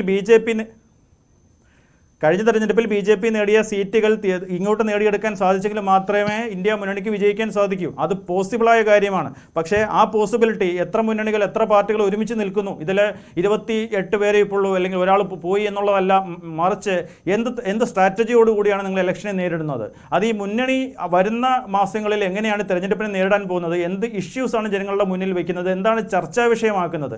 BJP ചർച്ചാ വിഷയമാക്കുന്ന വിഷയങ്ങൾക്ക് ബദലായി ജനകീയ വിഷയങ്ങൾ എന്താണ് ജനങ്ങളുടെ മുന്നിൽ വയ്ക്കുന്നതെന്നനുസരിച്ച് തെരഞ്ഞെടുപ്പിലെ റിസൾട്ട് വരാൻ പോകുന്നത്. കഴിഞ്ഞ തവണത്തെ റിസൾട്ട് അല്ലല്ലോ ഈ വർഷം ആവർത്തിക്കുക. ഇത് വേറെ തെരഞ്ഞെടുപ്പാണ്, സാഹചര്യം വേറെയാണ്. അത് BJPക്ക് അനുകൂലമാണെന്ന് തോന്നലുണ്ടാക്കാൻ BJPക്ക് സാധിച്ചിട്ടുണ്ടാവും. ഈ കഴിഞ്ഞ നിയമസഭാ തെരഞ്ഞെടുപ്പിലുള്ള വിജയം കൊണ്ടും ഇപ്പോൾ രാമക്ഷേത്രത്തിന്റെ കാര്യം കൊണ്ടും അവർക്ക് സാധിച്ചിട്ടുണ്ടാവും. പക്ഷേ യാഥാർത്ഥ്യം അതല്ല. ജനങ്ങൾ അതുകൊണ്ടല്ല അത് വെച്ചല്ല വോട്ട് ചെയ്യുന്നത്. അപ്പോൾ ജനങ്ങളുടെ യഥാർത്ഥ വിഷയങ്ങൾ ചർച്ചാ വിഷയമാക്കാനും ഉണ്ടായിരുന്നു. തെരഞ്ഞെടുപ്പിലേക്ക് പോകുന്നതിന് മുൻപ് രാഹുൽ ഗാന്ധിയുടെ ഒരു ഓൾ ഔട്ട് ആയിട്ടുള്ള ക്യാമ്പയിൻ ഉണ്ടായിരുന്നു. അദ്ദേഹത്തിൻ്റെ ലോക്സഭയിലെ പ്രകടനമുണ്ടായിരുന്നു. അദ്ദേഹം മുന്നോട്ട് വെച്ച കുറേയേറെ ഇഷ്യൂസ്, കുറേ അഴിമതി ആരോപണങ്ങൾ, ഇതെല്ലാം വന്നിരുന്നു.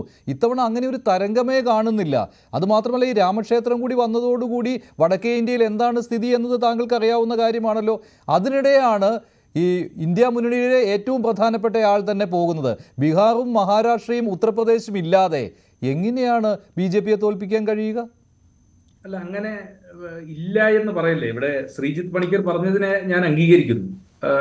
എന്താ പറഞ്ഞ ഒരു പ്രീ പോൾ അലയൻസിലേക്ക് ഇപ്പോൾ എത്തിയിട്ടില്ല. പക്ഷേ അതിൽ നമ്മൾ മനസ്സിലാക്കേണ്ടത്, ഈ രാഷ്ട്രീയ പാർട്ടികളെല്ലാം ഇന്ത്യ രാജ്യത്ത് പ്രവർത്തിക്കുന്നത് അവരുടെ ശക്തി തെളിയിക്കാനാണ്. അവർക്ക് ശക്തി തെളിയിക്കാനുള്ള ഒരു അവസരം എന്ന് പറയുന്നത് തെരഞ്ഞെടുപ്പാണ്. അതല്ലാതെ നിങ്ങൾക്ക് ഇത്ര മെമ്പർഷിപ്പ് അല്ലെങ്കിൽ നിങ്ങൾക്ക് ഇത്ര ആളുകൾ എന്ന രീതിയിൽ ഇന്ത്യയിൽ ഒരു രാഷ്ട്രീയ പാർട്ടിയുടെയും ശക്തി തെളിയിക്കാനുള്ള സംവിധാനം നമ്മുടെ നാട്ടിലില്ല. അപ്പൊ ശക്തി തെളിയിക്കുവാൻ ഓരോ രാഷ്ട്രീയ പാർട്ടിക്കും ഉള്ള ഒരു അവസരം എന്ന് പറയുന്നത് തെരഞ്ഞെടുപ്പാണ്. അപ്പൊ ആ തെരഞ്ഞെടുപ്പിൽ പരമാവധി സീറ്റുകൾ നേടാനും ജയിക്കാനുമായിട്ടുള്ള പ്രവർത്തനങ്ങൾ അവർ ചെയ്യും. പക്ഷേ ഒരു തെരഞ്ഞെടുപ്പ് പ്രഖ്യാപനം, അതിന്റെ ഒരു അലയൻസിന്റെ ഒരു അവസാന ഘട്ടത്തിലേക്ക് വന്നിട്ടില്ല. ഇപ്പൊ ഒന്നാമത്തെ ഉദാഹരണം ഉത്തർപ്രദേശിൽ. നിലവിൽ ഞങ്ങൾക്ക് സീറ്റുകളൊന്നുമില്ല ഉത്തർപ്രദേശിൽ. പക്ഷേ 2009 ഞങ്ങൾ 22 സീറ്റിൽ ജയിച്ചതാണെന്നുള്ള അവകാശവാദം പറഞ്ഞുകൊണ്ട് ഇപ്പോൾ ഇരുന്നിട്ട് കാര്യമില്ല. ഞങ്ങൾക്ക് 11 സീറ്റുകൾ ഇപ്പോൾ തരാം എന്നുള്ളതാണ് ശ്രീ അഖിലേഷ് യാദവ്, സമാജ്വാദി പാർട്ടി, ഇതിൻ്റെ അകത്തുള്ള പ്രധാനപ്പെട്ട ഒരു കക്ഷി പറഞ്ഞിരിക്കുന്നു. ആ 11 എന്നുള്ളത് ഒരു 15 വരെ സീറ്റുകൾ എത്തിക്കഴിഞ്ഞാൽ ഉത്തർപ്രദേശിൽ ഞങ്ങളും സമാജ്വാദി പാർട്ടിയും തമ്മിലുള്ള സീറ്റ് ധാരണ അവിടെ വളരെ സ്മൂത്തായി പോവുകയാണ്. അപ്പൊ അതിന് മുമ്പ് നടക്കുന്ന വോട്ടുള്ള കോൺഗ്രസ് ആണ് അവിടെ പോയി 11ഉം 15ഉം സീറ്റുകൾ സമാജ്വാദി പാർട്ടിയോട് ആവശ്യപ്പെടുന്നത്. ഇതാണ് കോൺഗ്രസിന്റെ പ്രശ്നം. അല്ല പ്ലീസ്, അല്ല മഞ്ജുഷെ, 11 സീറ്റ് ഞങ്ങൾക്ക് നൽകാം, അലയൻസിൽ നൽകാമെന്ന് ഇപ്പോൾ തന്നെ അഖിലേഷ് യാദവ് സമ്മതിച്ചിരിക്കുന്നു. ഞങ്ങൾ പറയുന്നു ഞങ്ങൾക്ക് 15 സീറ്റുകളെങ്കിലും ഏറ്റവും ചുരുങ്ങിയത് കിട്ടണം എന്നുള്ളത് ഞങ്ങളുടെ ഒരു അവകാശവാദം. അത് 15 വരെ എത്തണമെന്ന് നിർബന്ധമില്ല. ഞങ്ങളൊരു അവസാന ഘട്ടം വന്നു കഴിയുമ്പോഴേക്കും ചിലപ്പോൾ അതിൽ വിട്ടുവീഴ്ച ചെയ്യും. ഞങ്ങളിനി അങ്ങ് സൂചിപ്പിച്ച ഇവിടുത്തെ എന്താ പറയുക പശ്ചിമ ബംഗാളിൽ ഇപ്പൊ ഞങ്ങൾക്ക് അധീർ രഞ്ജൻ ചൗധരി മാൽദ സൗത്തിൽ ഞങ്ങൾ ജയിച്ചു. പണ്ട് ABA ഖാനി ഖാൻ ചൗധരി ജയിച്ചുകൊണ്ടിരുന്ന മണ്ഡലം ബഹ്റാൻപൂർ, അത് അദ്ദേഹത്തിന്റെ മകൻ അബു സയ്യിദ് അവിടെ അദ്ദേഹം MP. ഈ രണ്ടെണ്ണം ഞങ്ങൾ സ്വന്തമായി കഴിഞ്ഞ പ്രാവശ്യം ഒരാളുടെയും പിന്തുണ ഇല്ലാതെ ഞങ്ങൾ പശ്ചിമ ബംഗാളിൽ ജയിച്ചതാണ്. അപ്പോൾ ഞങ്ങള് അവിടെ പശ്ചിമ ബംഗാളിലെ അലയൻസിന് തടസ്സമായിട്ട് നിൽക്കുന്നത് CPM ആണ്. അവർ പറയുന്നു ഒറ്റയ്ക്ക് മത്സരിക്കുന്നു. ഞങ്ങൾ പറയുന്നു BJPയെ ആ സംവിധാനത്തെ പരാജയപ്പെടുത്തുന്നതിന് വേണ്ടി ഒന്നിച്ചു നിൽക്കേണ്ട ആവശ്യമുണ്ട്. അപ്പൊ ഞങ്ങള് 2 എന്നുള്ളത് ഒരു 4 സീറ്റിലേക്കോ 5 സീറ്റിലേക്കോ എത്തിക്കഴിഞ്ഞാൽ ഞങ്ങൾ അവിടെ ഞങ്ങളുടെ സഖ്യം അതിന്റെ പൂർണ്ണതയിൽ എത്തുകയാണ്. ഇപ്പൊ ഡൽഹിയിലെ കാര്യം കൂടെ സൂചിപ്പിച്ചു, പഞ്ചാബിലെ കാര്യം കൂടെ സൂചിപ്പിച്ചു.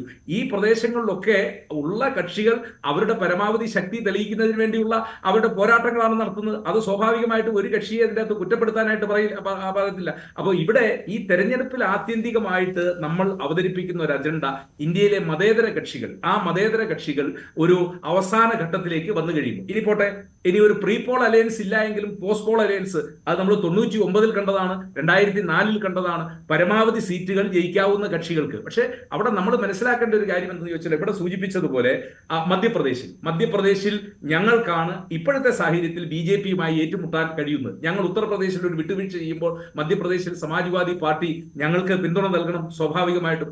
രാജസ്ഥാനിലും അത് തന്നെയാണ് സാഹചര്യം. ഞങ്ങളാണ് BJPയുമായിട്ട് ഏറ്റുമുട്ടാൻ ശക്തിയുള്ള പാർട്ടി. അപ്പൊ ഞങ്ങള് ഡൽഹിയിൽ ഒരു വിട്ടുവീഴ്ച ചെയ്താൽ ഞങ്ങൾക്ക് പരമാവധി സീറ്റുകൾ രാജസ്ഥാനിൽ മത്സരിക്കാനുള്ള രാഷ്ട്രീയ സാഹചര്യം ഉണ്ടാകണം. ഇനി നമ്മൾ മനസ്സിലാക്കേണ്ട ഇവിടെ ഗോപകുമാർ സാർ പറഞ്ഞ ഈ മഹാരാഷ്ട്രയിലെ ഒരു കാര്യം, മഹാരാഷ്ട്രയിൽ അജിത് പവാറും പ്രഫുൽ പട്ടേലും മാറി എന്നുള്ളത് ഒരു രാഷ്ട്രീയ യാഥാർത്ഥ്യമാണ്. പക്ഷെ ഇപ്പോഴും അവിടുത്തെ NCPയുടെ ആളുകൾ ശരത് പവാറിലും സുപ്രിയ സുളയിലുമാണ് വിശ്വസിക്കുന്നത്. ഒരു സംശയവും വേണ്ട, ആ കാര്യത്തിൽ തർക്കമില്ല. അത് തന്നെയാണ് മഹാരാഷ്ട്രയിൽ. ഏകനാഥ് ഷിൻഡെ മാറി മുഖ്യമന്ത്രിയായി എന്നുള്ളത് ശരിയാണ്. പക്ഷെ അവിടുത്തെ സാധാരണ വോട്ടർമാര് ഇല്ലെങ്കിൽ എന്താ പറഞ്ഞ ശിവസേനയുടെ പ്രവർത്തകർ അവർ 90% ഇപ്പോഴും ബാൽ ഠാക്കരെയുടെയും ഉദ്ധവ് ഠാക്കരെയുടെയും പിന്നിലാണ് നിൽക്കുന്നത് എന്നുള്ള കാര്യം ബി ജെ പിക്ക് അറിയാം. അപ്പൊ ഞാൻ പറഞ്ഞു വന്നത്, ഇതൊക്കെ നമുക്ക് തെളിയിക്കപ്പെടണമെങ്കിൽ ഒരു ഇലക്ഷൻ വന്നുവെങ്കിൽ മാത്രമേ പറ്റുള്ളൂ. ഇപ്പൊ അങ്ങ് സൂചിപ്പിച്ചു 2019 ഞങ്ങൾ തൂത്തുവാരി എല്ലായിടത്തും തോറ്റു. പക്ഷെ 19 ശേഷമാണല്ലോ 23 അസംബ്ലി തെരഞ്ഞെടുപ്പ്. നേച്ചർ ഓഫ് ഇലക്ഷൻ ഒന്ന് അസംബ്ലിയിലേക്കുമാണ്, ഒന്ന് പാർലമെന്റിലേക്കുമാണ്. പക്ഷെ 2018 അസംബ്ലി തെരഞ്ഞെടുപ്പ് ജയിച്ചിട്ടാണ് പൊതു തെരഞ്ഞെടുപ്പിലേക്ക് പോയത്. 2018 അസംബ്ലി തെരഞ്ഞെടുപ്പുകൾ ജയിച്ചിട്ടാണ് 2019 പൊതു തെരഞ്ഞെടുപ്പിലേക്ക് പോയത്. ഇത്തവണ തോറ്റിട്ടാണ് പൊതു തെരഞ്ഞെടുപ്പിലേക്ക് പോകുന്നത്. അതാണ് ഞാൻ പറഞ്ഞത്. 2019 നിങ്ങൾക്ക് അനുകൂലമായി ഉണ്ടായിരുന്ന സാഹചര്യം പോലും രാഹുൽ ഗാന്ധി എന്നുള്ള ഫാക്ടർ പോലും ഇത്തവണ ഇല്ല. അല്ല, അതുകൊണ്ടല്ലേ ഇഞ്ചോടിഞ്ച് ഉണ്ടായിരുന്നത് കൊണ്ടാണല്ലോ ഞങ്ങൾ ഈ 0.5%, 1% വോട്ടില്ലേ, ഞങ്ങൾ 10-20% വോട്ടിന്റെ പുറകിൽ പോകേണ്ടതില്ലേ.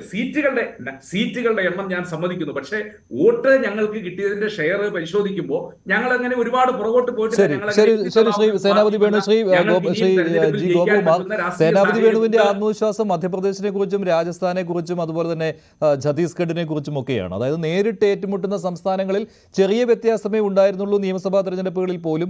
അതുകൊണ്ട് ഞങ്ങൾക്കൊരു മേൽക്കൈ നേടാൻ പ്രയാസമില്ല എന്ന്. ഇവിടെ ചൂണ്ടിക്കാണിച്ച ഒരു കാര്യം സത്യമാണ്. എല്ലാ തിരഞ്ഞെടുപ്പും അതിന് കാലികമായൊരു പ്രസക്തിയുണ്ട്. അപ്പോൾ ആ കണ്ടെക്സ്റ്റ് വളരെ വളരെ പ്രാധാന്യമാണ്. ഇപ്പോഴത്തെ സന്ദർഭം എന്താണെന്ന് നോക്കുക. 10 കൊല്ലം ഭരിച്ചൊരു പാർട്ടി അടുത്ത തിരഞ്ഞെടുപ്പിലേക്ക് മാൻഡേറ്റിന് പോകുന്നു. ഇപ്പോഴുണ്ടായിരിക്കുന്ന സാഹചര്യങ്ങൾ നോക്കുമ്പോൾ, ഈ സന്ദർഭത്തിൻ്റെ പശ്ചാത്തലം നോക്കുമ്പോൾ BJPക്ക് NDAക്ക് അനുകൂലമായ ഒരു രാഷ്ട്രീയ സാഹചര്യം പശ്ചാത്തലത്തിൽ ഒരുക്കിയിട്ടാണ് ആ തെരഞ്ഞെടുപ്പിലേക്ക് പോകുന്നത്. ഇനി BJP വലിയ അബദ്ധങ്ങളൊന്നും കാണിക്കാതെ കൂടുതൽ ആത്മവിശ്വാസം കൂടുതലായി അപകടങ്ങൾ കാണിച്ചില്ലെങ്കിൽ സ്വാഭാവികമായിട്ടും ഒരു ദേശീയ തെരഞ്ഞെടുപ്പ് എന്നുള്ള നിലയിൽ ഭരിക്കുന്ന കേന്ദ്ര പാർട്ടിക്കെതിരെയുള്ള വികാരം, ഭരണവിരുദ്ധ വികാരം ശക്തമല്ല എന്ന് മാത്രമല്ല, നിയമസഭാ തെരഞ്ഞെടുപ്പിൽ കൂടി അത് അനുകൂലമാണെന്ന് തെളിയിക്കുകയും അതിനുശേഷം ഇപ്പോൾ രാമമന്ദിർ അയോധ്യയിലെ ക്ഷേത്ര ബിൽഡിങ്ങിന് ശേഷം നിർമ്മിച്ചതിന് ശേഷം ഉണ്ടാക്കിയ ഉത്തരേന്ത്യയിൽ ഉണ്ടാക്കിയ ഒരു തരംഗം, ആ തരംഗവും ഇന്നത്തെ കാലഘട്ടവും സന്ദർഭവും കൂടി നോക്കി വെച്ച് കാണുമ്പോൾ വാസ്തവത്തിൽ പ്രതിപക്ഷ പാർട്ടികൾ ഇങ്ങനെ നിന്നാൽ ഒരിടവും എത്തത്തില്ല എന്നുള്ളതാണ്. പ്രതിപക്ഷ പാർട്ടികളുടെ അനൈക്യം ഇപ്പോൾ തെരഞ്ഞെടുപ്പിലെ വരാൻ പോകുന്ന തെരഞ്ഞെടുപ്പിലെ ആദ്യത്തെ കണ്ടക്സ്റ്റ് എന്ന് പറയുന്നത് യഥാർത്ഥത്തിൽ അലയൻസിലുള്ള യൂണിറ്റിയാണ്. അത് കൊണ്ടുവരുന്ന ഒരു മോറൽ എഫക്റ്റ് ഉണ്ട്, അത് കൊണ്ടുവരുന്ന ഒരു ധാർമ്മിക ഘടകമുണ്ട്. ആ ഘടകത്തിൽ ആത്മവിശ്വാസം മുന്നേറാനുള്ള സാഹചര്യമൊന്നും ഇവിടെ കണ്ടില്ല. ഇപ്പോൾ ഇതിനേക്കാൾ നല്ലത് പോസ്റ്റ് ഇലക്ടറൽ അലയൻസ് ആയിരുന്നു. തനിച്ച് നിന്ന് അവരൊരു ശക്തി തെളിയിച്ചിട്ട് പിന്നീട് ഇപ്പോൾ ഭരണവിരുദ്ധ വികാരം വോട്ടുകൾ ചിതറിപ്പോകുമല്ലോ. അല്ല, അതിപ്പോൾ ഇല്ലെങ്കിലും ചിതറുകയല്ലേ. ഇപ്പോൾ രാഷ്ട്രീയത്തിൽ 2-2-4 അല്ല നമുക്കറിയാം. ഇപ്പോൾ നിയമസഭാ തെരഞ്ഞെടുപ്പിൻ്റെ തനിയാവർത്തന ലോക്സഭയിൽ നടക്കില്ല. പക്ഷേ ലോക്സഭയിലെ സാഹചര്യം വരുമ്പോൾ കേന്ദ്ര ഗവൺമെൻറ് ശക്തമാണെന്നുള്ള ചിന്താഗതി വരുമ്പോൾ 27 പാർട്ടികളെയാണ് നോക്കുന്നത്. ഒരു കോമൺ അജണ്ട മുന്നോട്ട് വയ്ക്കുവാനും കഴിയുന്നില്ല. ഈ ഫാക്ടേഴ്സ് എല്ലാം കൂടെ കണക്കിലെടുത്ത് നോക്കുമ്പോൾ ഇതുവരെയുള്ള പ്രതിപക്ഷ പാർട്ടികളുടെ ഐക്യം ഒട്ടും ശരിയായിട്ടില്ല എന്നുള്ളതാണ്. കാരണം ഇതുവരെ അവർ കാണിക്കുന്ന ഒരു അനൈക്യമാണ് ഐക്യത്തെക്കാൾ കൂടുതൽ നമ്മളെ കാണിക്കുന്നത്. അങ്ങനെ ഒരു അനൈക്യം കൂടുതൽ കാണിക്കുമ്പോൾ സ്വാഭാവികമായിട്ടും ജനങ്ങൾ അത്തരം മുന്നണിയിൽ വിശ്വാസം വർദ്ധിക്കുകയില്ല, മറിച്ചാണ് അതിൽ കാണുന്നത്. അപ്പോൾ സാധാരണ ഒരു മുന്നണി, ഇപ്പോൾ കേരളം മുന്നണി രാഷ്ട്രീയത്തിൻ്റെ കളിത്തൊട്ടിലാണെന്ന് പറയും. പക്ഷേ ഇവിടെ തന്നെ ചെറിയൊരു സംസ്ഥാനമായതുകൊണ്ട് നടപ്പിലാക്കാനും പറ്റുന്നുണ്ട്. ഓരോ പാർട്ടിയുടെയും ഒരു ആനുപാതിക ശക്തി എന്താണെന്ന് മണ്ഡലങ്ങളിൽ മനസ്സിലാക്കാൻ കഴിയുന്നൊരു പശ്ചാത്തലമുണ്ട്. ലോക്സഭയിൽ അങ്ങനെ ഒരു പശ്ചാത്തലം കണക്കിലെടുക്കാൻ പറ്റില്ല, പലപ്പോഴും ചിതറി മാറുകയാണ്. ഇപ്പോൾ ഡൽഹിയിൽ ഇപ്പോൾ നമുക്കറിയാം കോൺഗ്രസിനേക്കാൾ ആം ആദ്മി പാർട്ടിയാണ് മുൻപന്തിയിൽ പ്രതിപക്ഷത്തിൽ നിൽക്കുന്നത്. പഞ്ചാബിലെ കാര്യത്തിലും സംശയമൊന്നുമില്ല.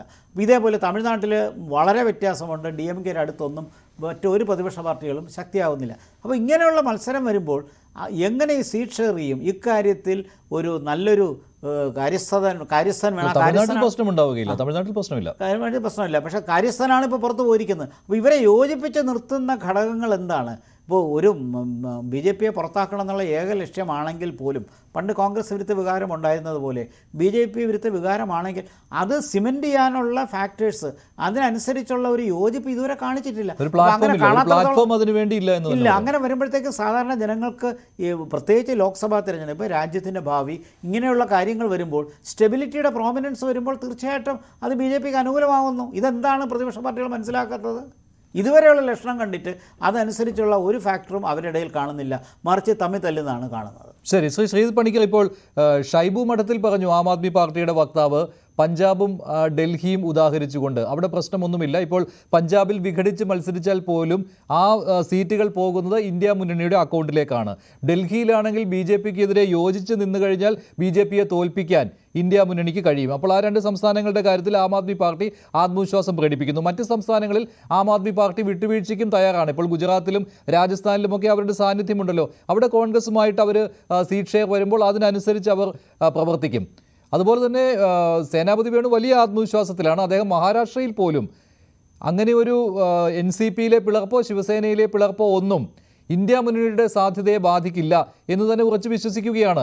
ഉത്തർപ്രദേശിലാകട്ടെ സമാജ്വാദി പാർട്ടിയും കോൺഗ്രസും തമ്മിൽ ധാരണയായി കഴിഞ്ഞു, അതിനി ഒരു പ്രശ്നമുണ്ടാകില്ല എന്നാണ്. അപ്പോൾ ആ 80 സീറ്റുകളുടെ കാര്യത്തിലും കുറച്ചെങ്കിലും ആത്മവിശ്വാസം കോൺഗ്രസ് നേതാക്കൾ പ്രകടിപ്പിക്കുകയാണ്. താങ്കളുടെ വിലയിരുത്തൽ? ഇതൊക്കെ നമ്മളോട് പ്രകടിപ്പിക്കുന്ന ആത്മവിശ്വാസമാണ്. കാര്യങ്ങൾ അത്ര സുഗമമല്ല എന്നുള്ളത് കോൺഗ്രസ് പ്രതിനിധിക്കും അതേപോലെ ആം ആദ്മി പാർട്ടി പ്രതിനിധിക്കും അറിയാമെന്നാണ് ഞാൻ കരുതുന്നത്. ഇവിടെ ഒരു അടിസ്ഥാനപരമായിട്ടുള്ള പ്രശ്നമുണ്ട്. നമ്മൾ ഓരോ സ്റ്റേറ്റിലെയും കാര്യങ്ങൾ എടുത്തുകൊണ്ട് അവിടെ ഇത് വർക്ക് ചെയ്യില്ല, മറ്റൊരു സ്റ്റേറ്റിൽ ഇത് വർക്ക് ചെയ്യും, മറ്റൊരു സ്റ്റേറ്റിൽ ഇത് വർക്ക് ചെയ്യില്ല, വേറൊരു കാര്യം വർക്ക് ചെയ്യും എന്നൊക്കെ പറഞ്ഞു കഴിഞ്ഞാൽ ഇതിലെ ഏറ്റവും പ്രധാനപ്പെട്ട കാര്യം പറയാനുള്ളത് ഇന്ത്യ അലയൻസിന്റെ അവസാനം വരുന്ന ഐയും എയും എന്താണ് പ്രതിനിധീകരിക്കുന്നത് എന്നുള്ളതാണ്. I എന്ന് പറഞ്ഞാൽ ഇൻക്ലൂസീവ് എന്നാണ്. നിങ്ങൾ ഇൻക്ലൂസീവ് അല്ല എന്ന് നിങ്ങൾ തന്നെ ഈ ചർച്ചയിൽ പറഞ്ഞിരിക്കുകയാണ്. 2A എന്ന് പറയുന്നത് അവസാനം വന്നിരിക്കുന്നത് അലയൻസ് എന്നാണ്. അങ്ങനെ ഒരു അലയൻസ് അവിടെ ഇല്ല എന്ന് തന്നെയാണ് പറയുന്നത്. അപ്പൊ എന്തിനെ അടിസ്ഥാനമാക്കിയിട്ടാണോ ഈ ഒരു മുന്നണി രൂപീകരണം ഉണ്ടായത്, അതിൽ പറയുന്ന പ്രധാനപ്പെട്ട 2 കാര്യങ്ങൾ അവിടെ ഇല്ല എന്ന് ആൾക്കാർക്ക് വ്യക്തമാണ്. ഉദാഹരണത്തിന് നമ്മൾ ഇതിന്റെ ഒരു പ്രാരംഭമായിട്ട് ഇവർ പറഞ്ഞിരിക്കുന്ന ചില പ്രഖ്യാപനങ്ങളുണ്ടല്ലോ. ഈ ഇന്ത്യ മുന്നണി വന്നിരിക്കുന്നത് എന്തിനാണ് എന്ന് പറഞ്ഞിരിക്കുന്നത്. അല്പം മുമ്പ് ആം ആദ്മി പാർട്ടിയുടെ പ്രതിനിധി പറയുന്ന സമയത്ത് അദ്ദേഹം പറയുന്നത് നോക്കൂ, ഇതിനെ BJPക്കെതിരെയുള്ള സഖ്യം എന്ന രീതിയിലത്തേക്ക് കുറച്ചു കാണിക്കേണ്ട എന്നാണ് പറയുന്നത്. പക്ഷേ പ്രഖ്യാപനങ്ങളിലെല്ലാം അത് BJPക്കെതിരെയായിരുന്നു. അപ്പോൾ അവരുടെ തന്നെ ഒരു സ്റ്റേറ്റ്മെന്റ് ആദ്യം വന്നിരിക്കുന്നത് Congress to make India bloc effective bulwark against BJPക്കെതിരെയുള്ള പ്രതിരോധ കോട്ടയാണ് ഇന്ത്യ മുന്നണി എന്നാണ് പറഞ്ഞിരുന്നത്. അതേപോലെ തന്നെ ഓരോ കാര്യത്തിലും BJPയെ, അതിപ്പോൾ ഏത് കാര്യമാണെങ്കിലും കഴിഞ്ഞ 9 വർഷമായിട്ട് 10 വർഷമായിട്ട് BJPയുടെ ഭാഗത്തു നിന്ന് RSSന്റെ ഭാഗത്തു നിന്ന് ഉണ്ടായിരിക്കുന്ന ഓരോരോ കാര്യങ്ങളെയും എടുത്തു പറഞ്ഞുകൊണ്ടാണ്, അല്ലാതെ ഏതെങ്കിലും കേവല ആശയങ്ങൾക്ക് മാത്രമല്ല BJP അത് ചെയ്യുന്നു, BJP ഇത് ചെയ്യുന്നു എന്ന് പറഞ്ഞുകൊണ്ടാണ്. അപ്പോൾ ആം ആദ്മി പാർട്ടിയുടെ പ്രതിനിധി പറയുകയാണ് അങ്ങനെ നിങ്ങൾ കുറച്ച് കാണേണ്ട, വിശാലമായിട്ടുള്ള മറ്റൊരു അർത്ഥമുണ്ട് എന്ന്. മല്ലികാർജ്ജുൻ ഖാർഗെയുടെ പ്രസ്താവനകളിൽ ആ വിശാലമായിട്ടുള്ള അർത്ഥം അവിടെ കാണുന്നില്ല. ഇവിടെ ഒരു പ്രധാനപ്പെട്ട പ്രശ്നമുണ്ട്. ഡൽഹിയെ പറ്റി പറയുന്നു. നോക്കൂ, ഡൽഹിയെ പറ്റി മാത്രം എടുത്ത് നോക്കിയോളൂ. ഡൽഹിയിൽ ആൾക്കാർ വോട്ട് ചെയ്യുന്ന പാറ്റേൺ എന്താണ്? വളരെ മൃഗീയമായിട്ടുള്ള ഭൂരിപക്ഷം അവിടെ അസംബ്ലിയിൽ ആൾക്കാർ ആം ആദ്മി പാർട്ടിക്ക് കൊടുക്കുന്നുണ്ട്. അതിന് വലിയൊരു അളവ് വരെ അരവിന്ദ് കെജ്രിവാളിന്റെ ഡൽഹിയിലുള്ള പ്രസൻസ് ഒരു ഘടകമാണ്. അതേപോലെ തന്നെ അവരുടെ ഫ്രീ ബി പൊളിറ്റിക്സ് എന്ന് പറയുന്നതും വളരെ പ്രധാനപ്പെട്ട ഒരു ഘടകമാണ്. നേരെ മറിച്ച് അവർ പാർലമെന്റിലേക്ക് വോട്ട് ചെയ്യുന്ന പാറ്റേൺ നോക്കൂ. 7 സീറ്റുകളുള്ളതിൽ 7ഉം അവർ BJPക്ക് കൊടുത്തിരിക്കുന്നത് ചെറിയ ഭൂരിപക്ഷത്തിലല്ല. ഞാൻ പറഞ്ഞത് അസംബ്ലി തൂത്തുവായിരുന്ന ഒരു പാർട്ടിയെ നിലം തൊടിക്കാത്ത രീതിയിലാണ് അവരുടെ ലോക്സഭാ തെരഞ്ഞെടുപ്പിലെ വോട്ടിംഗ് പാറ്റേൺ. പല BJP സ്ഥാനാർത്ഥികളും ജയിച്ചിരിക്കുന്നത് 2.5 ലക്ഷം 3.5 ലക്ഷം വോട്ടുകളുടെ ഭൂരിപക്ഷത്തിലാണ്. അതെങ്ങനെയാണ് സാധിക്കുക? അത് സാധിക്കുന്നതിന് ആൾക്കാർക്ക് സംസ്ഥാനത്ത് കിട്ടുന്ന ബെനിഫിറ്റ്സ് എന്തൊക്കെയാണ്, സംസ്ഥാന ഭരണം എങ്ങനെയായിരിക്കണം, കേന്ദ്ര ഭരണം എങ്ങനെയായിരിക്കണം എന്നുള്ള പാറ്റേൺ അവിടെ വളരെ കൃത്യമായിട്ട് ആൾക്കാർക്ക് അറിയാവുന്നത് കൊണ്ടാണ്. അപ്പോൾ അവിടെ നേരത്തെ ശ്രീ ഗോപകുമാർ സാർ പറഞ്ഞതുപോലെ 2+2=4 എന്ന് രാഷ്ട്രീയത്തിൽ വർക്ക് ചെയ്യില്ല. അത് ഇതേ കാര്യം തന്നെ ഇപ്പോൾ സമാജ്വാദി പാർട്ടിയുമായി ബന്ധപ്പെട്ട് ശ്രീ സേനാപതി വേണു പറഞ്ഞു. ഒന്ന് ആലോചിച്ച് നോക്കൂ, ഇതേപോലെ തന്നെ മുമ്പ് തെരഞ്ഞെടുപ്പിൽ SP + BSP is greater than BJP എന്ന് പറഞ്ഞുകൊണ്ട് തെരഞ്ഞെടുപ്പിൽ പോയതാണ്. എന്നിട്ട് എന്തായി?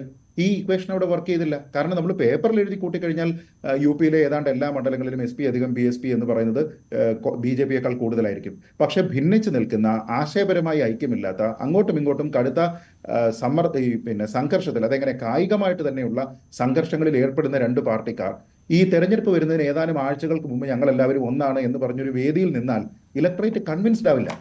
അപ്പൊ അങ്ങനെയുള്ള സമയത്ത് നിങ്ങൾ എന്തൊക്കെ പറഞ്ഞു കഴിഞ്ഞാലും ഒരു ഭാഗത്ത് ഒരേ കാര്യം തന്നെ വീണ്ടും വീണ്ടും ആവർത്തിച്ചു കൊണ്ടിരിക്കുന്ന, അതിൽ അൺഅപ്പോളജറ്റിക് ആയിട്ടുള്ള ഒരു പാർട്ടി അവിടെ നിൽക്കുന്ന സമയത്ത് ഇലക്ട്രേറ്റ് അതിനെ കൂടുതലായിട്ട് വിശ്വസിക്കും എന്നുള്ളതൊരു വസ്തുതയാണ്. ഇപ്പൊ നമ്മൾ JDUവിന്റെ കാര്യം എടുത്തോളൂ. JDU ഇന്നിപ്പോ 28 കക്ഷികളിലെ ഒരു കക്ഷി മാത്രമായി ഈ രീതിയിലത്തേക്ക് ചുരുക്കി JDUവിനെ പറ്റി പറയുമ്പോൾ ഇത്തിരി നാൾ മുമ്പ് വരെ അങ്ങനെ ആയിരുന്നില്ല എന്നുള്ളത് ആലോചിച്ച് നോക്കുക. ഞാൻ ചോദിക്കുന്നത്, ഇന്ത്യ സഖ്യത്തിന്റെ ഭാഗമായിട്ട് നിൽക്കുന്ന ഒരു പ്രതിനിധി JDU BJPയോടൊപ്പം പോയിരിക്കുന്നതിന്, അല്ലെങ്കിൽ ഈ മുന്നണിക്ക് പുറത്തു പോയതിന് എന്ത് ന്യായീകരണം അവർക്ക് പറയാൻ കഴിയും?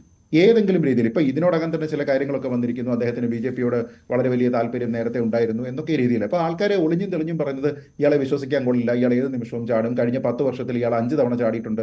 ഞാൻ ചോദിക്കുന്നത്, നിങ്ങൾ ഈ മുന്നണി ഉണ്ടാക്കി ആ മുന്നണിയിലേക്ക് പുള്ളിയെ കൊണ്ടുവരുമ്പോൾ ഇദ്ദേഹം ഇവിടെ വലിയ പ്രവർത്തനങ്ങൾ നിങ്ങൾക്ക് വേണ്ടി നടത്തുന്ന സമയത്ത് ഇത് നിങ്ങൾക്ക് അറിയാമായിരുന്നല്ലോ. ഇനി അതേ ന്യായം, അതായത് അവസരവാദിയാണ്, അവസരം കിട്ടുന്ന സമയത്ത് BJPയോടൊപ്പം ചാടിപ്പോകും എന്ന് പറഞ്ഞാൽ അതേ ന്യായം തന്നെ ഈ JDSനുണ്ടായിരുന്നോ? ഈ JDS കുറെ കാലം ഒപ്പം നിന്നിരുന്ന പാർട്ടിയായിരുന്നല്ലോ. ഞാൻ ചോദിക്കുന്നത്, ശിവസേനയ്ക്ക് അത് ബാധകമാണോ? ഈ പാർട്ടികളെല്ലാം തന്നെ, ഇപ്പൊ ശിവസേനയെ പോലുള്ള പാർട്ടി അല്ലെങ്കിൽ NCPയെ പോലുള്ള പാർട്ടി പല സമയങ്ങളിലും അപ്പുറത്തെ ക്യാമ്പിൽ ലോയലായിട്ട് അവരോടൊപ്പം നിന്നതാണ്, ശിവസേന പ്രത്യേകിച്ചും. അപ്പൊ അങ്ങനെയുള്ള ഒരു പാർട്ടി ഇപ്പുറത്തേക്ക് വന്നു കഴിയുമ്പോൾ ഈ നിതീഷ് കുമാറിന് ബാധകമാകാത്ത എന്ത് ന്യായീകരണമാണ് ശിവസേനയ്ക്ക് ബാധകമാകുന്നത് എന്ന് ചോദിച്ചു കഴിഞ്ഞാൽ ഇവർ പെട്ടുപോകും. അതൊരു വളരെ വലിയ രീതിയിലുള്ള ഒരു പ്രശ്നമാണ്. ഇപ്പൊ വന്ന് ഒരുപക്ഷെ സഹതാപം തോന്നേണ്ടി വരും. കാരണം ശ്രീ സേനാപതി വേണു പോലെയുള്ള കോൺഗ്രസിന്റെ മൂല്യങ്ങളിൽ അടിസ്ഥാനപരമായി വിശ്വസിക്കുന്ന, നെഹ്റുവിയൻ മൂല്യങ്ങളിൽ വിശ്വസിക്കുന്ന ഒരു നേതാവിന് ഈ ചർച്ചയിലടക്കം ശിവസേനയുടെ ശക്തി ദൗർബല്യങ്ങളെ പറ്റി പറയേണ്ടി വരുന്നു. എങ്ങനെ? അത് പ്രധാനമായിട്ട് അവിടുത്തെ ആൾക്കാരെല്ലാം തന്നെ അണിനിരന്നിരിക്കുന്നത് ഞങ്ങളുടെ ഒപ്പമുള്ള ഉദ്ധവ് താക്കറെയുടെ പിന്നിലാണ് എന്ന് അദ്ദേഹത്തിന് പറയേണ്ടി വരുന്ന ഒരു സാഹചര്യമുണ്ട്. നമ്മൾ നോക്കിക്കഴിഞ്ഞാൽ നേരത്തെ പറഞ്ഞിരുന്ന ഇന്ത്യ മുന്നണി രൂപീകരിക്കപ്പെട്ടിരിക്കുമ്പോൾ BJP ഏതൊക്കെ കാര്യങ്ങളിൽ എതിർക്കുന്നോ ആ കാര്യങ്ങളിലെല്ലാം സൂപ്പർലേറ്റീവാണ് ശിവസേന. അപ്പൊ BJP ഫാഷിസ്റ്റ് ആണ് എന്ന് കോൺഗ്രസിന് ഒരു അഭിപ്രായമുണ്ട്. അങ്ങനെയാണെങ്കിൽ ശിവസേനയോ എന്നുള്ള ഒരു ചോദ്യമുണ്ട്.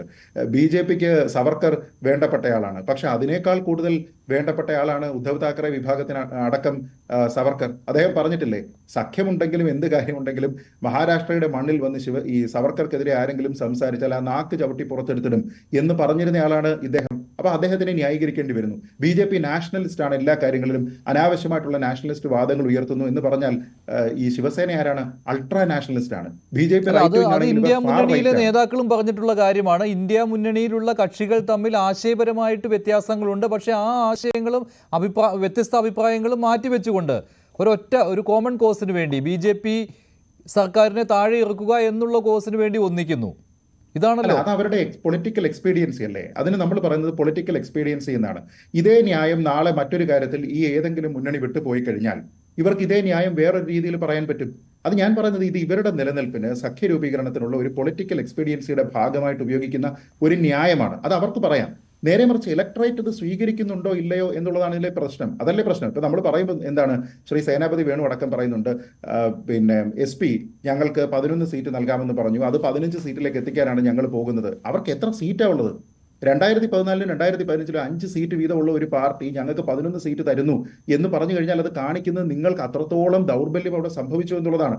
ഇപ്പൊ രാമക്ഷേത്രത്തിനെ നമ്മൾ എത്ര പ്ലേ ഡൗൺ ചെയ്യാൻ ശ്രമിച്ചാലും രാമക്ഷേത്രം എന്ന് പറയുന്നത് ഹിന്ദി ബെൽറ്റിൽ വളരെയധികം സ്വാധീന ശക്തിയുള്ള ഒരു വിഷയമാണ്. അപ്പം മതത്തിനെ, വിശ്വാസത്തിനെ രാഷ്ട്രീയവൽക്കരിക്കുന്നുണ്ടോ എന്ന് പറഞ്ഞു കഴിഞ്ഞാൽ അത് അവരുടെ പൊളിറ്റിക്കൽ അജണ്ടയുടെ ഭാഗമായിട്ട് ഇലക്ഷൻ മാനിഫെസ്റ്റോയിൽ ഉള്ള കാര്യമാണ്.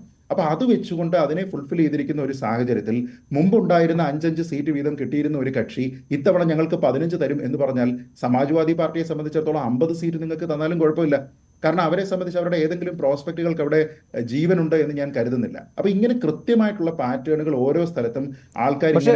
താങ്കൾ നേരത്തെ പറഞ്ഞ ന്യായം വെച്ച് നോക്കുമ്പോൾ ശ്രീ ശ്രീജിത്ത് പണിക്കർ, ബീഹാറിൽ അപ്പോൾ ജനങ്ങളുടെ മുന്നിലേക്ക് വെക്കുന്നത് ഇപ്പോൾ തട്ടിക്കൂട്ടിയെടുത്ത ഒരു സഖ്യത്തിന് അനുകൂലമായിട്ട് വോട്ട് ചെയ്യണോ വേണ്ടയോ എന്നുള്ള കാര്യമാണ്. BJPയും JDUവും തമ്മിൽ മുമ്പൊപ്പം ഉണ്ടായിരുന്നു, പക്ഷേ പിന്നീട് വിഘടിച്ച് പോയതിനു ശേഷം തെരഞ്ഞെടുപ്പ് അടുത്തിരിക്കെ തെരഞ്ഞെടുപ്പ് മുന്നിൽ കണ്ട് പെട്ടെന്നൊരു സഖ്യം രൂപീകരിക്കുന്നു. അത് ജനങ്ങൾ അംഗീകരിക്കണമെന്നുണ്ടോ? അല്ല, അത് നടാടെ ചെയ്യുന്നയാളല്ല. ഇദ്ദേഹം ഈ ഫ്ലിപ്പ് ഫ്ലോപ്പുകളുടെ രാജകുമാരനാണ്. നമ്മൾ എത്ര രീതിയിലുള്ള തന്ത്രജ്ഞനാണ് ചാണക്യനാണ് എന്നൊക്കെ പറഞ്ഞു കഴിഞ്ഞാലും നേരത്തെ പറഞ്ഞതുപോലെ കഴിഞ്ഞ 10 വർഷത്തിൽ 5 തവണ അങ്ങോട്ടും ഇങ്ങോട്ടും ചാടിയിരിക്കുന്ന ആളാണ് നിതീഷ് കുമാർ. അദ്ദേഹത്തിനെ സംബന്ധിച്ചിടത്തോളം അദ്ദേഹത്തിന്റെ ഒരു സ്ഥാനം, അതിനു മുമ്പും അദ്ദേഹം മുഖ്യമന്ത്രിയാണ്, അതിന് ശേഷവും അദ്ദേഹം മുഖ്യമന്ത്രിയാണ്. BJPയെ സംബന്ധിച്ചിടത്തോളം നിർണായക സ്വാധീന ശക്തിയുണ്ട്. ഇതാണ് ഇവിടുത്തെ ഡിഫറൻസ്. അതായത് ബീഹാറിലെ സംബന്ധിച്ചിടത്തോളം ഇദ്ദേഹം അങ്ങോട്ട് ചെല്ലുന്ന സമയത്ത് അവരുടെ പ്രോസ്പെക്ട്സ് വർദ്ധിക്കുന്നുണ്ടോ ഇല്ലയോ എന്നുള്ളതാണ്.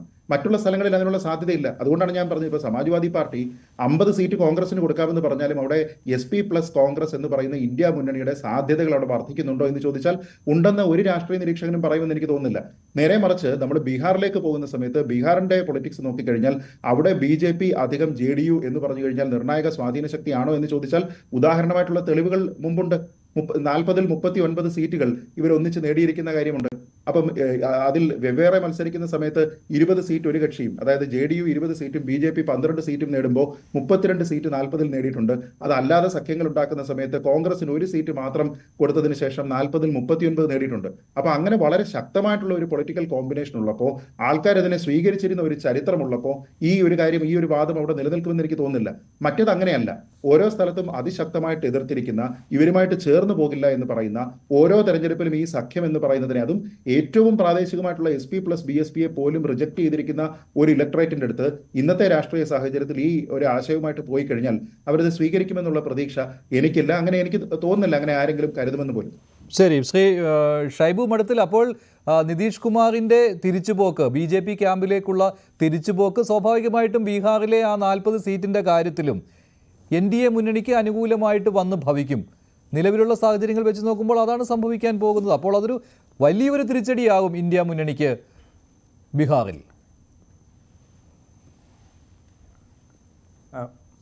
മഞ്ജുഷേ, ഞാനതിനെ എങ്ങനെയാണ് കാണുന്നത്? ശ്രീ നിതീഷ് കുമാറാണ് ഈ മുന്നണി, ഇന്ത്യ മുന്നണി രൂപീകരിക്കാൻ മുൻകൈ എടുത്തത്. അദ്ദേഹം ഇനീഷ്യേറ്റ് ചെയ്ത മുന്നണിയിൽ നിന്ന് നമുക്ക് അദ്ദേഹം ഈ മുന്നണിയിലേക്ക് വരുമ്പോഴേ അറിയാം അദ്ദേഹത്തിൻ്റെ ക്രെഡിബിലിറ്റി എത്രത്തോളമാണെന്ന്. ആ സമയത്ത് നടന്ന ആദ്യത്തെ പറ്റ്ന യോഗത്തിൻ്റെ തലേദിവസവും ഞാൻ ചാനൽ ചർച്ചയ്ക്ക് പോയത്. അന്നേ ഞാനത് സൂചിപ്പിച്ചിട്ടുണ്ട്. നിതീഷിൻ്റെ പേര് പറഞ്ഞിട്ടില്ല, പിന്നെ JDU എന്ന പേര് പറഞ്ഞിട്ടില്ല എന്ന് മാത്രം.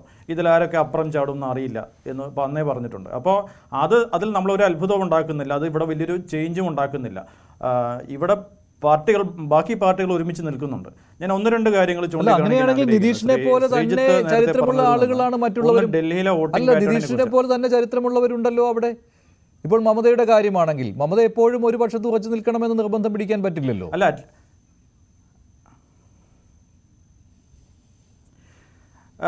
അല്ല മഞ്ജുഷ, ഞാൻ പറഞ്ഞത് ഇതാണ്, ഇത്രയും പാർട്ടികളെ ഒരുമിച്ച് കൊണ്ടുവന്ന് ഒരു സഖ്യമാക്കുന്നതിന് അദ്ദേഹം ഒരു ഇനീഷ്യേറ്റീവ് എടുത്തല്ലോ. അറ്റ്ലീസ്റ്റ് ആ സഖ്യം നിലനിൽക്കുന്നുണ്ടല്ലോ, അദ്ദേഹം പോയെങ്കിലും. അപ്പം അത് പോട്ടെ, ഞാൻ പറഞ്ഞ അതത്ര ഗൗരവമുള്ള, നമ്മളത് നിരന്തരം ചർച്ച ചെയ്തുകൊണ്ടിരിക്കണമെന്ന് എനിക്ക് തോന്നുന്നില്ല. മമതയുടെ കാര്യത്തിൽ വ്യത്യസ്തമാണ്. മമതയ്ക്ക് സ്ഥിരമായി NDA മുന്നണിയുടെ ഭാഗമാകാൻ സാധിക്കുമോ? മമതയ്ക്ക് ഏത് വോട്ടാണ് ബംഗാളിൽ കിട്ടുന്നത് എന്ന് നോക്കുമ്പോൾ മമതയ്ക്ക് NDA മുന്നണിയുടെ ഭാഗമാവാൻ സാധിക്കില്ല. നാളെ NDA അധികാരത്തിലെത്തിക്കാൻ മമത പിന്തുണയ്ക്കുമെന്നൊരു സാഹചര്യം ഉണ്ടാവുമെന്ന് നമുക്ക് തോന്നുന്നില്ല.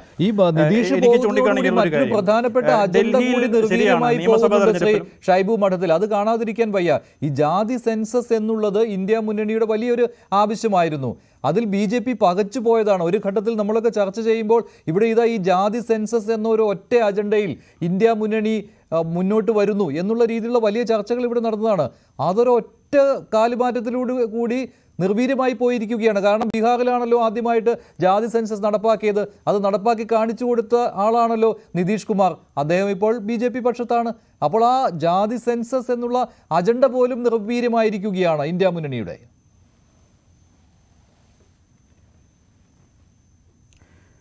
മഞ്ജുഷ, അതിൻ്റെ കാര്യം ഇതാ, നമ്മൾ ജാതി സെൻസസ് ആയിക്കോട്ടെ, ഇനി മറ്റെന്തെങ്കിലും സംഗതി ആയിക്കോട്ടെ, ഇന്ത്യയിലെ ജനങ്ങൾക്കിടയിൽ ചർച്ചയാവേണ്ട ഒരു വിഷയം, ഒരു പൊളിറ്റിക്കൽ വിഷയം എടുത്തു വയ്ക്കുമ്പോൾ അത് ചർച്ചയാക്കുകയും ജനങ്ങളുടെ ഇടയിൽ അത് ക്യാമ്പയിൻ ചെയ്യുകയും ജനങ്ങളുടെ ഇടയിൽ സംസാര വിഷയമാക്കുകയും ചെയ്യണം.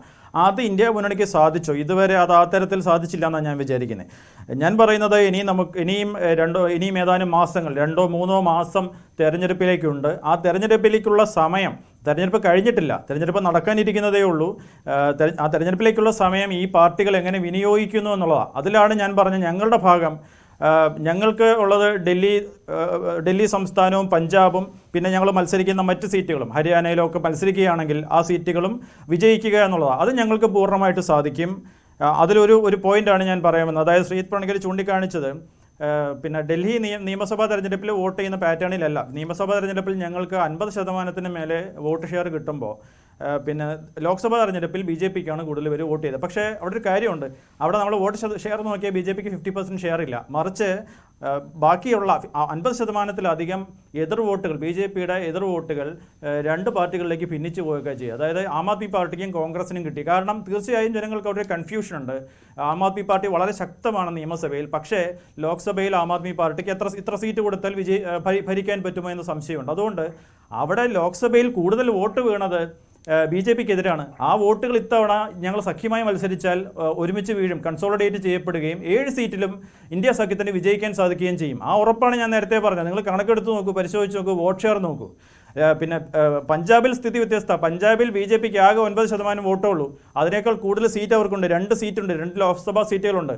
അവിടെ പോലും ഇത്തവണ ആം ആദ്മി പാർട്ടി സഖ്യമായി മത്സരിച്ചാൽ BJPയുടെ 2 സീറ്റ് പോലും ഇല്ലാതാക്കാൻ യഥാർത്ഥത്തിൽ സാധിക്കുമെന്ന് ഞാൻ വിചാരിക്കുന്നത്. പക്ഷേ ഉറപ്പായിട്ടും പറയുകയാണ്, ആം ആദ്മി പാർട്ടിക്കും കോൺഗ്രസിനും അവിടെ ഭൂരിപക്ഷം സീറ്റുകളിൽ വിജയിക്കാൻ സാധിക്കും. ഞങ്ങൾക്ക് അക്കാര്യത്തിൽ വിശ്വാസമുണ്ട്. അപ്പം ബാക്കിയുള്ള സീറ്റുകളുടെ കാര്യം ഹിന്ദി മേഖലയിലെ പ്രധാനപ്പെട്ട സംസ്ഥാനങ്ങളിൽ അത്ര വിശ്വാസം പോരാ. അല്ല അതെന്തുകൊണ്ടാണ് മഞ്ജുഷേ? ഡൽഹിയിൽ ആം ആദ്മി പാർട്ടിക്ക് കിട്ടിയ വോട്ട് ഷെയറും കോൺഗ്രസിന്റെ വോട്ട് ഷെയറും ഒന്ന് കൂട്ടി നോക്കിയാൽ മതി. ഭൂരിപക്ഷം വോട്ടുകൾ BJPക്കെതിരെ തന്നെയാണ്. BJPക്ക് 50% വോട്ട് ഷെയർ ഉണ്ടോ? BJPയുടെ വോട്ട് ഷെയർ എത്രയാണ്? കേന്ദ്രത്തിൽ ആര് ഭരിക്കണം, ഡൽഹി ആര് ഭരിക്കണം എന്ന കാര്യത്തിൽ അതുകൊണ്ടാണ് അങ്ങനെ വരുന്നത്. ശ്രീജിത്ത്, എന്താണ് സംശയം? അല്ല, ഞാൻ പറയുന്നത് പലപ്പോഴും ഈ ഡിഫൻസിലാകുന്ന സമയത്ത് രാഷ്ട്രീയ പാർട്ടികളെല്ലാം തന്നെ ഉപയോഗിക്കുന്നത് വോട്ട് ഷെയർ ആണ്. നമുക്ക് ആ രീതിയിലുള്ള പ്രാതിനിധ്യ പൊളിറ്റിക്സ് അല്ല ഇവിടെ ഉള്ളത്. സീറ്റിന്റെ എണ്ണം മാത്രമാണ്. ഒരു സീറ്റ് അധികമെങ്കിൽ അത് അധികം, അല്ലാതെ 40% സീറ്റ്, അതായത് നമ്മുടെ രാജ്യത്തെ റെപ്രസെന്റേറ്റീവ് പൊളിറ്റിക്സ് ഏത് രീതിയിലാണോ അത് പ്രവർത്തിക്കുന്നതെന്ന് നോക്കിക്കഴിഞ്ഞാൽ 60% വോട്ട് കിട്ടുന്ന ഒരു പാർട്ടി രണ്ടാമതാവാം, 40% വോട്ട് കിട്ടുന്ന ഒരു പാർട്ടിക്ക് അധികാരത്തിൽ വരാം. കാരണം ഏതെങ്കിലും ഒരു സീറ്റിൽ ഒരാളിന്റെ മാർജിൻ 5 ലക്ഷം വോട്ടാണ് എങ്കിൽ അത് പെർസെന്റേജിലേക്കാണ് പോവുക. നേരെ മറിച്ച് 4 വോട്ടിന് 10 വോട്ടിന് ഒരാൾ തോറ്റുപോയിട്ടുണ്ട് എങ്കിൽ ആ പെർസെൻറ്റേജിൽ വലിയ കാര്യമൊന്നുമില്ല. അവിടെ ആ ഒരൊറ്റ വോട്ടാണ് മാറ്റർ ആകുന്നത്. അതുകൊണ്ട് 50%-ലധികം വോട്ട് കിട്ടിയെങ്കിൽ മാത്രമേ ഒരു രാഷ്ട്രീയ കക്ഷിയുടെ വിജയത്തിനെ ഞങ്ങൾ അംഗീകരിക്കുന്നു എന്ന് പറയുന്നുള്ളതിൽ കാര്യമില്ല. ഇപ്പൊ റീസെന്റ് ആയിട്ട് നടന്നിരിക്കുന്ന വിവിധ നിയമസഭകളിലേക്ക് നടത്തിയിരിക്കുന്ന തെരഞ്ഞെടുപ്പുകൾ ഇതിനോടകം തന്നെ പ്രതിപാദ്യ വിഷയമായതാണ്. ഞാൻ പറയുന്നത് അവിടെ കോൺഗ്രസും BJPയും തമ്മിൽ പെർസെന്റേജ് നേരെ മറിച്ച് സീറ്റുകളിൽ നോക്കിക്കഴിഞ്ഞാൽ വളരെ വലിയ രീതിയിലുള്ള ഡിഫറൻസ് ആണ്. അത് വരുന്നതിന്റെ കാരണം തോൽക്കുന്ന സമയത്ത് ചെറിയ മാർജിനിൽ തോക്കുകയും ജയിക്കുന്ന സമയത്ത് വലിയ മാർജിനിൽ ജയിക്കുകയും ചെയ്യുന്നതുകൊണ്ടാണ്. അതുകൊണ്ടാണ് ഞാൻ പറഞ്ഞത്, ഡൽഹിയിൽ നോക്കിക്കഴിഞ്ഞാൽ പല BJP സ്ഥാനാർത്ഥികളും ജയിച്ചിരിക്കുന്നത് 2.5-3 ലക്ഷം വോട്ടിന്റെ വ്യത്യാസത്തിലാണ്. അപ്പൊ അത് ഒരു ചെറിയ കാര്യമാണെന്ന് കരുതുക എന്ന് പറയുന്നത് വലുത് അതിൽ കാര്യമില്ല. 30% വോട്ട് കിട്ടി, 40% വോട്ട് കിട്ടി, അതുകൊണ്ട് ഇവരെ പരാജയപ്പെടുത്താമെന്ന് കരുതിയാൽ ഞാൻ അല്പം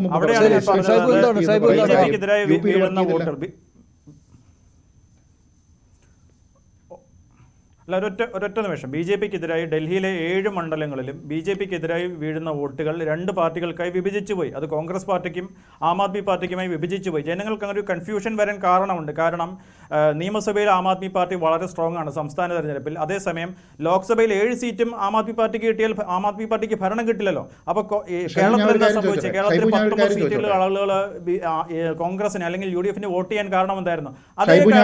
അതേ കാരണം കൊണ്ടാണ് അവിടെ കോൺഗ്രസിന് ആളുകൾ വോട്ട് ചെയ്തത്. അപ്പൊ വോട്ട് വിഭജിച്ചു പോവുകയാണ് ചെയ്തത്. ഞങ്ങൾ ഒരുമിച്ച് മത്സരിക്കുമ്പോൾ വോട്ട് വിഭജിക്കും. ഈ ഇന്ത്യ സ്ഥാനാർത്ഥികൾക്ക് 7 സീറ്റിലും വിജയിക്കാൻ സാധിക്കും. അതാണ് കണക്ക് സൂചിപ്പിക്കുന്നത്. ഷൈബു, ഞാൻ ഒരു കാര്യം ചോദിച്ചോട്ടെ.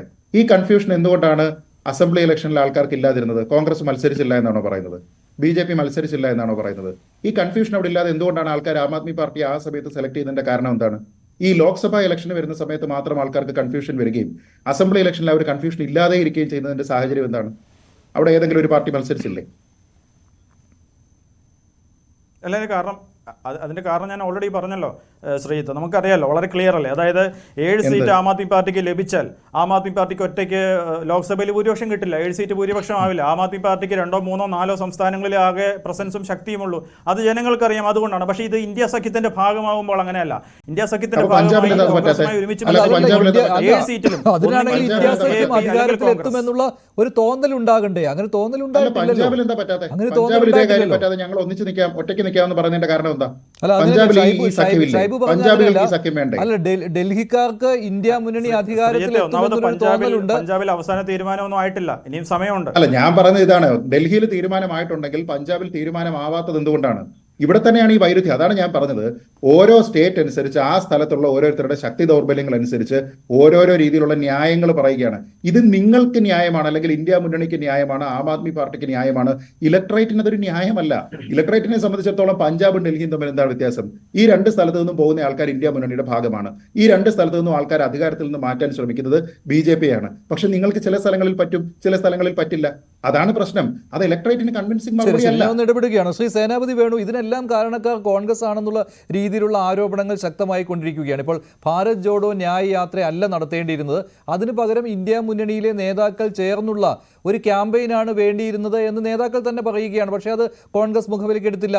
നിതീഷും പറഞ്ഞു എന്നെ അറിയിച്ചിട്ടില്ല, ഇന്ന ദിവസമാണ് ബീഹാറിലൂടെ കടന്നു വരുന്നത് എന്ന്. മമതയും പറയുന്നു അത് തന്നെ, എന്നെ അറിയിക്കാതെയാണ് ബംഗാളിലേക്ക് വന്നത് എന്ന്. അപ്പോൾ ഇത് അവിടെ തന്നെ ജോഡോ എന്ന പദത്തിന് അർത്ഥമില്ലാതെ വന്നിരിക്കുകയായിരുന്നു. അപ്പോൾ അതിന് ആരാണ്? കോൺഗ്രസ്.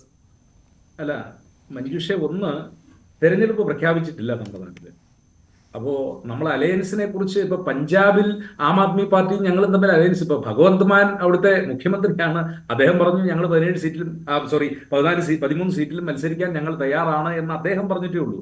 അദ്ദേഹത്തിന്റെ പാർട്ടിയുടെ ദേശീയ അധ്യക്ഷൻ അരവിന്ദ് കെജ്രിവാൾ നിൽക്കുന്നു, അഭിപ്രായം ഒന്നും പറഞ്ഞിട്ടില്ല. അപ്പോ ഇലക്ഷൻ പ്രഖ്യാപിച്ചിട്ടില്ല. ഇലക്ഷൻ പ്രഖ്യാപനത്തിന് മുമ്പ് ഓരോ രാഷ്ട്രീയ പാർട്ടിയും അവരുടെ അവകാശവാദങ്ങൾ ഉന്നയിക്കുന്നു എന്നുള്ളതല്ലാതെ ഒരു അന്തിമമായി ഒരു തെരഞ്ഞെടുപ്പ് അലയൻസിലേക്ക് വന്നിട്ടില്ല. ഇനി രണ്ട്, ഇവിടെ ശ്രീജിത്ത് ചൂണ്ടിക്കാണിച്ച ഒരു കാര്യം, ഈ നിതീഷ് കുമാർ ഇപ്പം ഇന്ത്യ മുന്നണിയിൽ നിന്ന് അപ്പുറത്തേക്ക് പോയി. അപ്പൊ അപ്പുറത്തേക്ക് പോയപ്പോഴേക്കും ഈ ബീഹാറിലെ ഈ വോട്ടർമാര് ഇതിനെ അങ്ങ് പൂർണ്ണമായിട്ടും അംഗീകരിക്കണം, ഇല്ലെങ്കിൽ അംഗീകരിക്കും എന്ന് അദ്ദേഹത്തിന് തോന്നുന്നുണ്ടോ? കാരണം ഈ നിതീഷ് കുമാറിന്റെ ഒരു പൊളിറ്റിക്കൽ ഒരു ഇത് തന്നെ ഗ്രാഫ് തന്നെ പരിശോധിച്ചാൽ 2010 തെരഞ്ഞെടുപ്പിൽ അദ്ദേഹത്തിന്റെ പാർട്ടിക്ക് ഒറ്റയ്ക്ക് 115 സീറ്റ് ഉണ്ടായിരുന്നു. 15-ലായപ്പോഴത്തേക്ക് അത് 71 ചുരുങ്ങി, 20-ലായപ്പോഴേക്കും അത് 43 എന്താണ് ഇപ്പൊ അദ്ദേഹം ഇപ്പോ ഇന്ത്യ മുന്നണിയിൽ നിന്ന് പെട്ടെന്ന് വിട്ടുപോകാനുള്ള കാരണം എന്ന് ചോദിച്ചാൽ മറ്റൊന്നുമല്ല, അദ്ദേഹം വിചാരിച്ച് ഈ മുന്നണിയുടെ ചെയർമാനായി അല്ലെങ്കിൽ അധ്യക്ഷനായി അദ്ദേഹത്തിന്റെ പേര് വരും എന്നുള്ളതാണ്.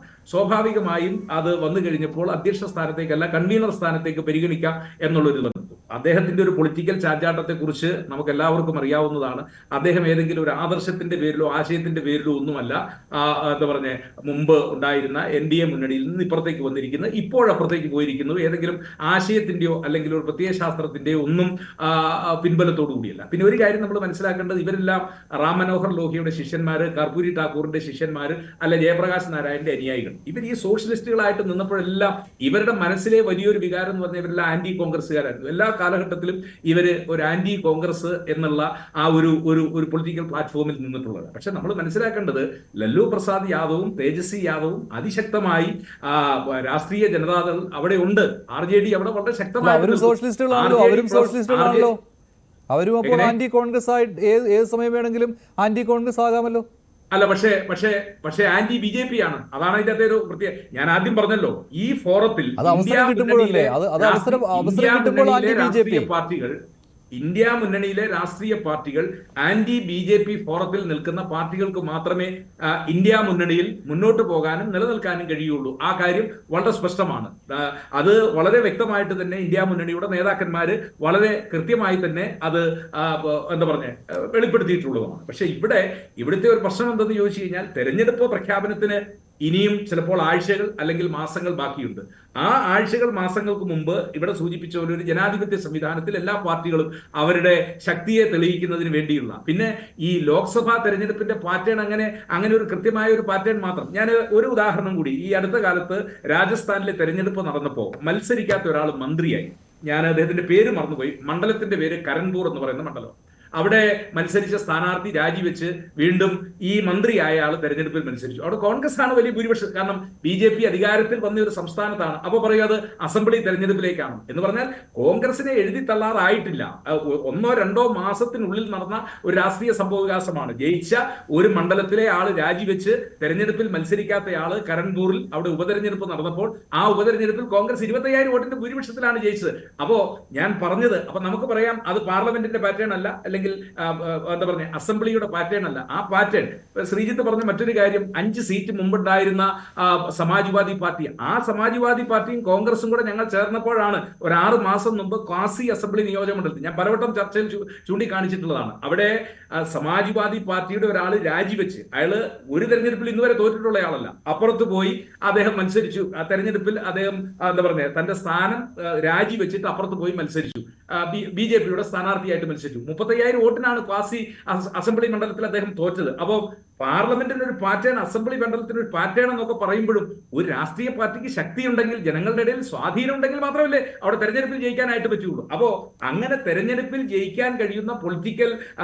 എന്താ പറഞ്ഞ പവർ, ശക്തി ഇപ്പോഴും സമാജ്വാദി പാർട്ടിക്കും അവിടെ കോൺഗ്രസിനും ഉണ്ട് എന്നുള്ളതല്ലേ ആ ഇന്ത്യ സഖ്യത്തിന്റെ ഭാഗമായി ആ തെരഞ്ഞെടുപ്പിൽ. അത് അധികം ദിവസങ്ങളൊന്നും മുന്നല്ല, 6-3-18 180 ദിവസങ്ങൾക്ക് മുമ്പ് സംഭവിച്ച ഒരു കാര്യമാണ്. അപ്പൊ ഞാൻ പറഞ്ഞു വന്നത്, അങ്ങനെ നമ്മൾ എഴുതിത്തള്ളാൻ ഇപ്പോ ജനതാദൾ യുണൈറ്റഡിന്റെ നേതാവ് നിതീഷ് കുമാർ മാറി എന്നുള്ളത് കൊണ്ട് ഇന്ത്യ സഖ്യം, ഇനി ഒരു കാര്യം കൂടി നമുക്ക് മനസ്സിലാക്കേണ്ട, ഈ 40 സീറ്റിന് അപ്പുറത്തേക്ക് 41ാമത്തെ ഒരു സീറ്റിലും ഇന്ത്യയിലെ ഒരു സംസ്ഥാനത്തും നിതീഷ് കുമാറിന്റെ പാർട്ടിക്ക് അങ്ങനെ ഒരു രാഷ്ട്രീയ സ്വാധീനം, അത് ബീഹാർ കൊണ്ട് ബീഹാറിലെ 40-ൽ ഒതുങ്ങി നിന്നു. ഞാൻ പറയുന്നു, കോൺഗ്രസിൽ പഴയ ജഗജീവൻ റാമിനെ പോലെ പ്രഭാവശാലികളായ നേതാക്കൾ, അല്ലെങ്കിൽ ജഗന്നാഥ് മിശ്ര പോയതിനു ശേഷം ഞങ്ങൾക്ക് നേതാക്കളില്ല, മീരാകുമാറിനെ പോലുള്ളവർ ഒതുങ്ങി.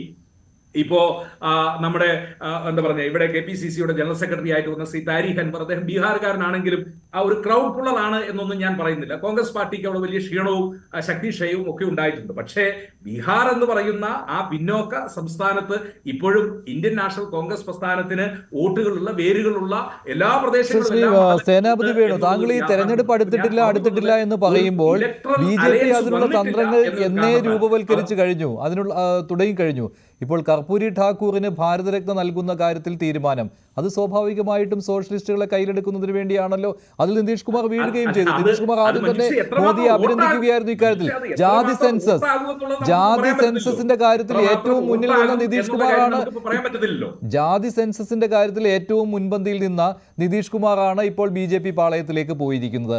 അപ്പോൾ ആ അജണ്ട നിങ്ങൾക്ക് എത്രത്തോളം മുന്നോട്ട് വെക്കാൻ കഴിയും? ഇത് ഇനി എത്ര ഭംഗിയായിട്ട് BJPക്കെതിരെ പത്രത്തിലൊക്കെ വന്ന വാർത്ത വിശ്വസിക്കാമെങ്കിൽ 2024 ഏപ്രിൽ 16 തെരഞ്ഞെടുപ്പ് ശരിയോ എന്നറിയില്ല. ഇനി ഏപ്രിൽ 16 എന്നുള്ളത് പോയാലും April-May തെരഞ്ഞെടുപ്പ് നടക്കണം. ആ തെരഞ്ഞെടുപ്പിൽ ഇവിടെ ഇന്ത്യ സഖ്യത്തിന് ഒരു കൺസിഡറബിൾ പോർഷൻ ആയിട്ടുള്ള ഒരു തെരഞ്ഞെടുപ്പ് ഫലം വന്നു കഴിഞ്ഞാൽ ഈ പറയുന്ന ഈ നിതീഷ് അങ്ങോട്ട് പോയത് അയറാം ഗയാറാം എന്ന് പറയുന്ന ഒരു പദം, അത് 979 ഹരിയാനയിൽ രാവിലെ അങ്ങോട്ട് പോയ ആയാറാം പിന്നെ ഇങ്ങോട്ട് തിരിച്ചു വന്നു. അങ്ങനെയാണ് ആയാറാം ഗയാറാം വന്നിരിക്കുന്നത്. അപ്പോ ഈ ആയാറാം ഗയാറാം പൊളിറ്റിക്സിന്റെ ഈ എന്താ പറഞ്ഞ ഈ പൾട്ടു സിംഗ് എന്ന് ഇപ്പോ എന്താ പറഞ്ഞ തേജസ്വി യാദവ് ഒക്കെ കളിയാക്കിയ ഈ ആള്, അപ്പോ ഇദ്ദേഹം എന്ത് നിലപാട് സ്വീകരിക്കും എന്നുള്ളത് ഇലക്ഷൻ ഫലത്തിന് ശേഷം വരുന്ന ഒരു കാര്യമാണ്. അപ്പോ ഈ ജാതി സെൻസസിന്റെ വക്താവായി നിൽക്കുന്ന ഒരാള് ഒരു ദിവസം കൊണ്ട് അല്ലെ 2 ദിവസം കൊണ്ട് അദ്ദേഹം ഇപ്പുറത്തേക്ക് വരുന്നതിനുള്ള രാഷ്ട്രീയ സാഹചര്യം ഒക്കെ നിലനിൽക്കുന്നു. പക്ഷേ അതല്ല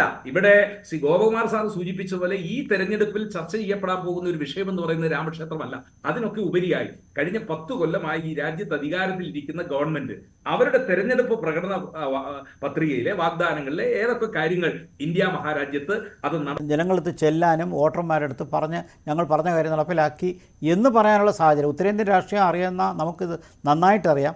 അതവിടെ എങ്ങനെയാണ് അത് ചിലവാകുന്നത് എന്നുള്ളത്. അപ്പോൾ തീർച്ചയായിട്ടും ആ ഫാക്ടർ മാത്രം കൊണ്ടല്ല BJPയുടെ ശക്തി. അത് മാത്രമല്ല ഈ ഹിന്ദുത്വ ഫാക്ടർ അവിടെ നിൽക്കുമ്പോഴും ബാക്കി 2 ഘടകങ്ങളുണ്ട്. അതിലൊന്ന് കഴിഞ്ഞ 10 വർഷത്തിനിടയ്ക്ക് രാജ്യത്തുണ്ടായ സാമ്പത്തിക മാറ്റങ്ങളുടെയും ഈ രാജ്യത്തുണ്ടായ അടിസ്ഥാന വികസനത്തിൻ്റെയും എല്ലാം ചൂണ്ടുപലകയാണ്. അതോടൊപ്പം എക്കണോമിക് ഗ്രോത്തിനെ കുറിച്ച് നമ്മൾ വിമർശിക്കാൻ എത്ര പറഞ്ഞാലും രാജ്യത്തിന് അന്തർദേശീയപരമായിട്ട് കിട്ടിയ അംഗീകാരവും അതോടൊപ്പം ക്ഷേമ പദ്ധതികൾക്ക് കിട്ടിയ പിന്തുണയും. ഇപ്പോൾ ആ ക്ഷേമ പദ്ധതികൾക്ക് വേണ്ടി ഉള്ള പരസ്യങ്ങളിൽ തന്നെ കാണിക്കുന്നത് കഴിഞ്ഞ 10 വർഷത്തിനിടയ്ക്ക് എത്ര കോടി ജനങ്ങളാണ് ദാരിദ്ര്യത്തിൽ നിന്ന് മാറി എന്നുള്ള കണക്കാണ്. നമുക്ക് മറുവശവും പറയാനുണ്ട്, തീർച്ചയായിട്ടും ഞാനത് നിഷേധിക്കുന്നില്ല.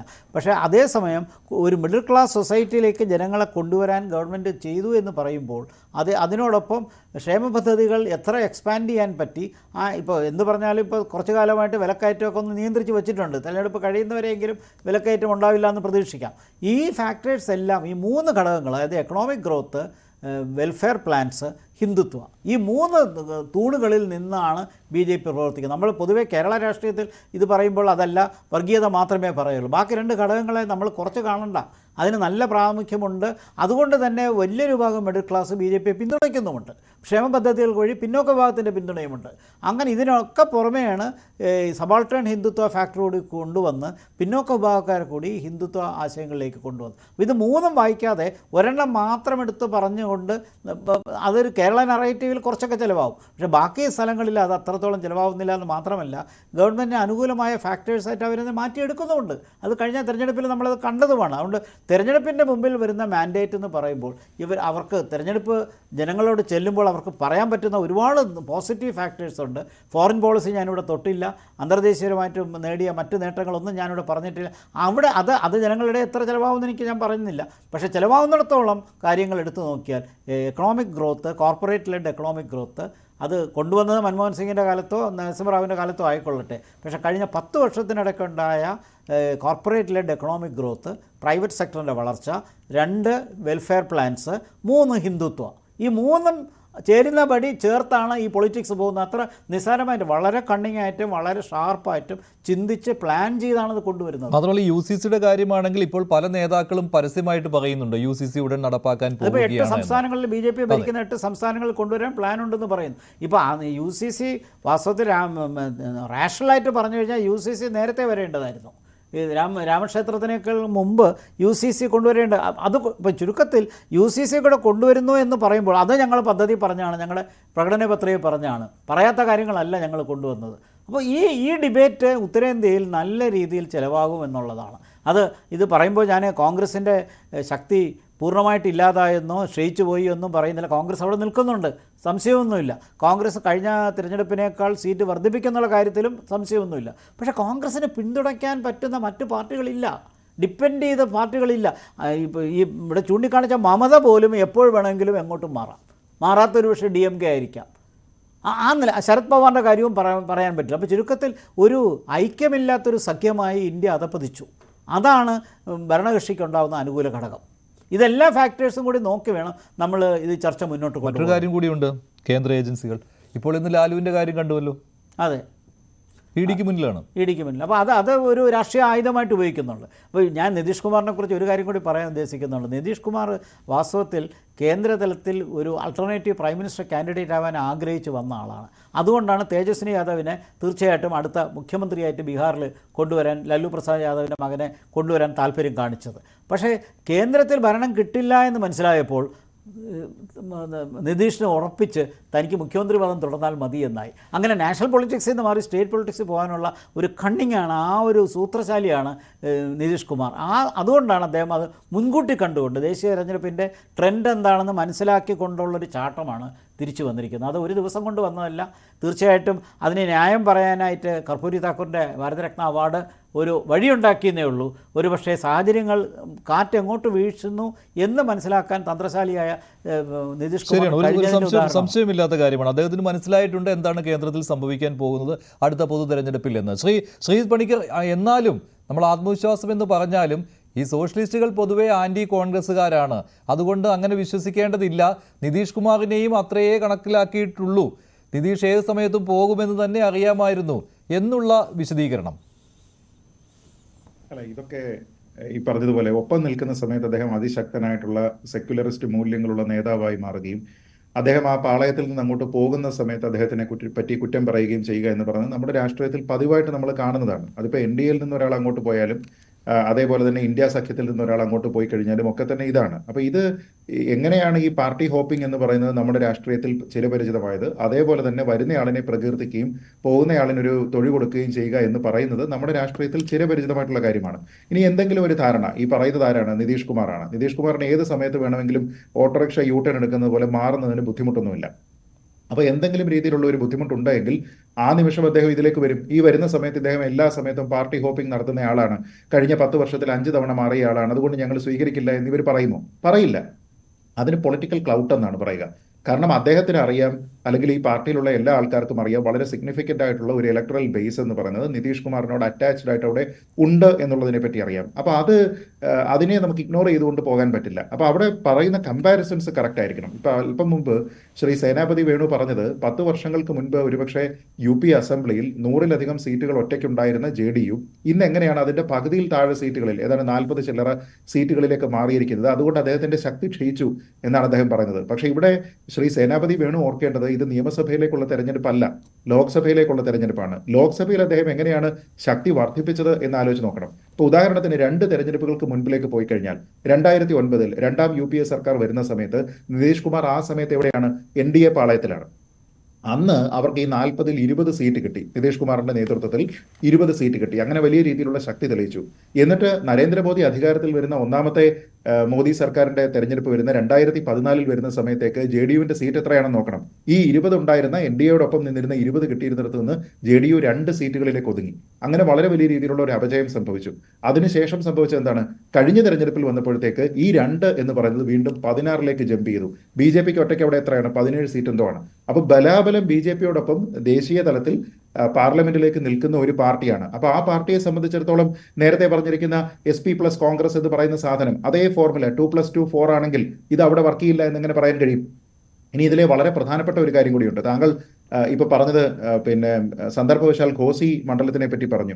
ഉത്തർപ്രദേശിൽ ആ ഘോസി മണ്ഡലത്തിൽ താങ്കൾ ഈ പറഞ്ഞതുപോലെ BJPയുടെ സ്ഥാനാർത്ഥി അവിടെ തോറ്റു, SPക്ക് കോൺഗ്രസിന്റെ പിന്തുണയുണ്ടായിരുന്നു, അവരതുകൊണ്ട് ജയിച്ചു എന്ന് പറയുന്നത് വളരെ വലിയൊരു നേട്ടമായിട്ട് പറയുന്ന സമയത്ത് ഇൻഹറന്റ് ആയിട്ട് അവിടെ ഒരു വലിയ പ്രോബ്ലം കൂടിയാണ് താങ്കൾ അവിടെ ഉയർത്തിക്കാട്ടാനായിട്ട് ശ്രമിക്കുന്നത്. അത് ജാതി സെൻസസുമായി ബന്ധപ്പെട്ടാണ്.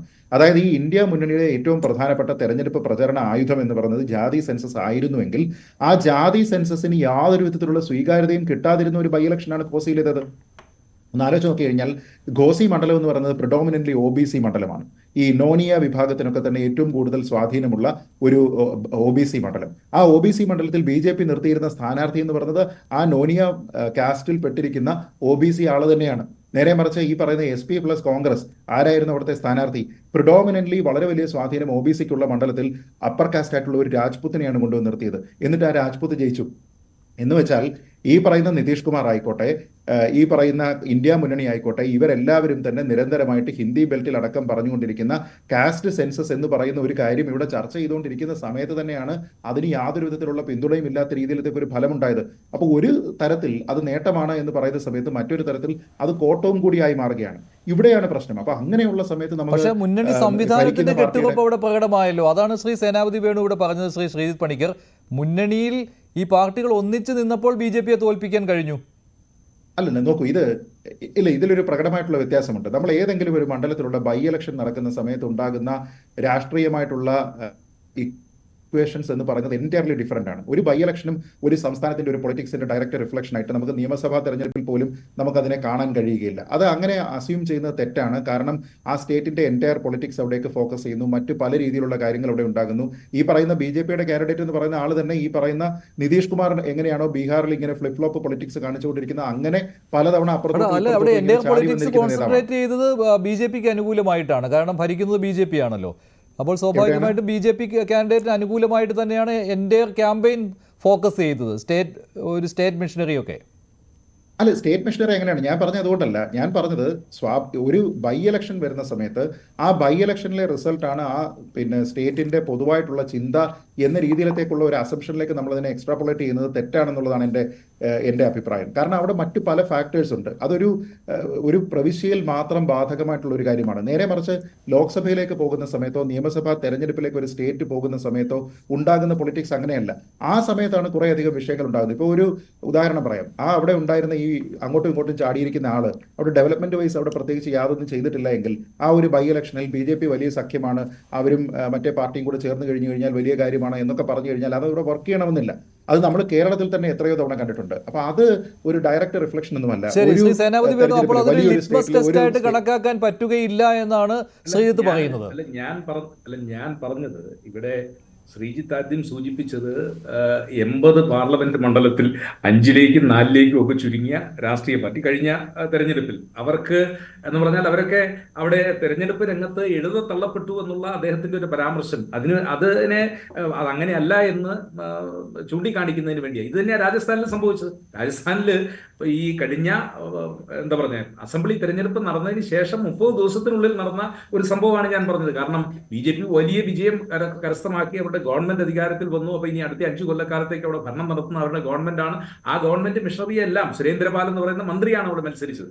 ആ കരൺപൂരിൽ അവിടെയാണ് മന്ത്രി തോറ്റുപോകേണ്ട ഒരു സ്ഥിതിവിശേഷം. നമ്മൾ മറ്റ് രാഷ്ട്രീയ കാര്യങ്ങൾ കൂടുതലായി ചർച്ച ചെയ്തുകൊണ്ട് ഒരുപക്ഷെ ആ ഉപതെരഞ്ഞെടുപ്പിന്റെ ഫലം ശ്രദ്ധിക്കപ്പെട്ടിട്ടുണ്ടാവില്ല, ചർച്ച ചെയ്യപ്പെട്ടിട്ടുണ്ടാവില്ല എന്ന് ഞാൻ പറഞ്ഞു. അപ്പൊ ഞാൻ പറഞ്ഞത് ഈ ഇലക്ട്രൽ രംഗത്ത് ഞങ്ങളെ എഴുതി തള്ളി എന്ന് പറയുന്ന ഒരു സംസ്ഥാനത്ത് 30 ദിവസം മുമ്പ് നടന്ന ഒരു അസംബ്ലി തെരഞ്ഞെടുപ്പിന്റെ ഒരു ചിത്രമാണ് ഞാൻ പറയുന്നത്. അത് തന്നെയാണ് ഞാൻ ആദ്യം സൂചിപ്പിച്ചത്.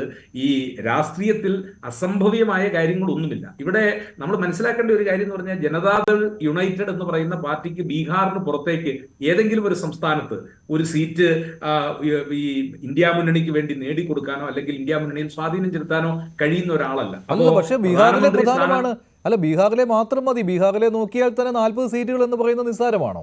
അല്ല, 80 സീറ്റുള്ള UP നിൽക്കുകയല്ലേ, 48 സീറ്റുള്ള മഹാരാഷ്ട്ര ഇപ്പോഴും എന്താണ് ഫൈനൽ എന്നതൊരു തീരുമാനിച്ചിട്ടില്ലല്ലോ.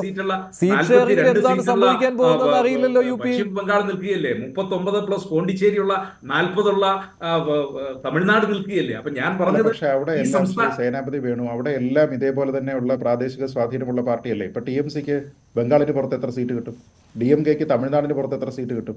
അങ്ങനെ നോക്കിക്കഴിഞ്ഞാൽ ഈ ഓരോ സ്ഥലത്തും 40, 42 ഒക്കെയുള്ള സ്ഥലത്തെല്ലാം ബീഹാറിലെ JDUവിന്റെ അവസ്ഥ തന്നെയല്ലേ ഇന്ത്യ മുന്നണിയിലുള്ള എല്ലാ പാർട്ടികളും. ഞാൻ അതുകൊണ്ടാണ് പറഞ്ഞത് ഈ ഇന്ത്യ മുന്നണിയിലെ ഘടകകക്ഷികൾ എല്ലാ സംസ്ഥാനത്തും അങ്ങനെ പരസ്പരം മത്സരിക്കുന്നവരല്ല. ഓരോ സംസ്ഥാനത്തും അവരവർക്ക് അവരുടേതായ പോക്കറ്റുകളുണ്ട്. ആ സംസ്ഥാനങ്ങളിൽ ഒരു തെരഞ്ഞെടുപ്പ് അലയൻസിലേക്ക് വന്നു കഴിഞ്ഞു അല്ലാതെ മാറുമെന്നാണ് ഞാൻ പറഞ്ഞത്. കാരണം ഈ കക്ഷികൾക്കൊന്നും ഇപ്പൊ കോൺഗ്രസ് ഒഴിച്ചുള്ള ഇവിടെ ഗോകുമാർ സാർ സൂചിപ്പിച്ചതുപോലെ കോൺഗ്രസ് ഒഴിച്ചുള്ള ഏതെങ്കിലും ഒരു കക്ഷിക്ക് ഒരു രണ്ടാമതൊരു സംസ്ഥാനത്ത് അതിനാകെ ഒരു അപവാദം എന്ന് പറഞ്ഞാൽ പോണ്ടിച്ചേരി ഒരു സംസ്ഥാനത്ത് വേണമെങ്കിൽ DMKക്ക് ഒരു സ്വാധീനം എന്നുള്ളതല്ലാതെ ഇപ്പം തൃണമൂൽ കോൺഗ്രസ് ആണെങ്കിലും ത്രിപുരയിലൊക്കെ ചെറിയ വോട്ടുകളുണ്ട് എന്നുള്ളതല്ലാതെ ഈ അവരവരുടെ സംസ്ഥാനങ്ങൾക്ക് വെളിയിലേക്ക് ഈ അലയൻസിൽ ഒരു സംഘർഷം ഉണ്ടാക്കാനോ അല്ലെങ്കിൽ അലയൻസിൽ ഒരു കുറവുണ്ടാക്കാനോ ഈ കക്ഷികൾക്കൊന്നും സാധിക്കില്ല. അപ്പോ കോൺഗ്രസ് പാർട്ടി ആത്യന്തികമായിട്ട് ഇതിൽ കാണുന്ന ഒരു രാഷ്ട്രീയം എന്ന് പറയുന്നത് അവരവർക്ക് ശേഷിയുള്ള അല്ലെങ്കിൽ ശക്തിയുള്ള സംസ്ഥാനത്ത് കോൺഗ്രസ് പരമാവധി വിട്ടുവീഴ്ച ചെയ്തുകൊണ്ട് കോൺഗ്രസിന് ശക്തിയുള്ള ഹിന്ദി ബെൽറ്റിൽ ഇവരുടെ ചെറിയ വോട്ടുകൾ ഞങ്ങൾക്ക് സ്വാധീനിക്കാൻ കഴിയും. അങ്ങനെ സ്വാധീനിക്കാൻ കഴിയുമ്പോൾ രാഷ്ട്രീയ ചിത്രം ഇന്ത്യയിലേത് മാറും. ശ്രീ ഗോപകുമാർ സാറ് സൂചിപ്പിച്ചതുപോലെ അങ്ങനെ ഒരു കാര്യം കൂടി ഞാൻ പറഞ്ഞുകൊണ്ട് ഞാൻ അവസാനിപ്പിക്കാം. അതായത് തെരഞ്ഞെടുപ്പ് മാനിഫെസ്റ്റോയിലെ കാര്യങ്ങൾ ഇപ്പൊ രാമക്ഷേത്രം പണിതുകൊണ്ട് ഇന്ത്യയിലെ ജനങ്ങളുടെ ജീവിത നിലവാരത്തിന് എന്ത് വ്യത്യാസം ഉണ്ടാകും എന്നുള്ളത് എനിക്കറിയില്ല. ഇനി UCC ഇവിടെ വന്നതുകൊണ്ട് അതിന്റെ ഒരു മാറ്റം എന്ത് എന്നുള്ളത് ഇപ്പൊ നമുക്ക് അളക്കാൻ കഴിയില്ല. പക്ഷേ നിങ്ങൾ തെരഞ്ഞെടുപ്പ് പ്രകടന പത്രികയിൽ പറഞ്ഞ മറ്റു ചില കാര്യങ്ങളുണ്ട്. ഞങ്ങൾ പെട്രോളിന്റെയും ഡീസലിന്റെയും ഗ്യാസിന്റെയും ഒക്കെ വിലവർദ്ധനവ് തടഞ്ഞു നിർത്തും. സാധാരണക്കാരനെ ബാധിക്കുന്ന കാര്യം എവിടെ എത്തി നിൽക്കുന്നു? ഞങ്ങൾ കർഷകരുടെ വരുമാനം 2.5 ഇരട്ടിയായി വർദ്ധിപ്പിക്കുക. അടുത്ത 16-ാം തീയതി ഞാൻ മനസ്സിലാക്കുക 16 ആണോ 19 കർഷകർ വീണ്ടും ഒരു ദേശീയ സമരത്തിലേക്ക് പോകുന്ന ഒരു സ്ഥിതിവിശേഷമാണ്. നിങ്ങൾ പ്രതിവർഷം 2 കോടി ചെറുപ്പക്കാർക്ക് പുതുതായി തൊഴിലവസരങ്ങൾ കൊടുക്കുമെന്ന് പറഞ്ഞിട്ട് എത്ര ആളുകൾക്ക് പുതുതായി തൊഴിൽ കൊടുക്കാൻ കഴിഞ്ഞു എന്നുള്ളതാണ്. ഇതൊക്കെ അടുത്ത തെരഞ്ഞെടുപ്പിൽ നിശ്ചയമായി. അപ്പൊ പ്രകടന പത്രികയിൽ നിങ്ങൾ പറഞ്ഞ കാര്യങ്ങൾ നടപ്പിലാക്കി എന്ന് പറയുമ്പോൾ സാധാരണക്കാരനെ ബാധിക്കുന്ന നടപ്പിലാക്കാത്ത ഒരുപാട് കാര്യങ്ങളുണ്ട്. അത് അടുത്ത തെരഞ്ഞെടുപ്പിൽ ദേശീയ വിഷയമായി കൃത്യമായും ചർച്ച ചെയ്യപ്പെടുമെന്നാണ് എനിക്ക് ആ കാര്യത്തിൽ സൂചിപ്പിക്കുന്നത്. ശരി, താങ്കളുടെ ആത്മവിശ്വാസമാണിത്. ശ്രീജിത്ത് പണിക്കർ. അല്ല, അദ്ദേഹം ഇവിടെ പറഞ്ഞ ഒരു കാര്യം അതിലൊരു വലിയ വൈരുദ്ധ്യം പറഞ്ഞതിലുണ്ട്.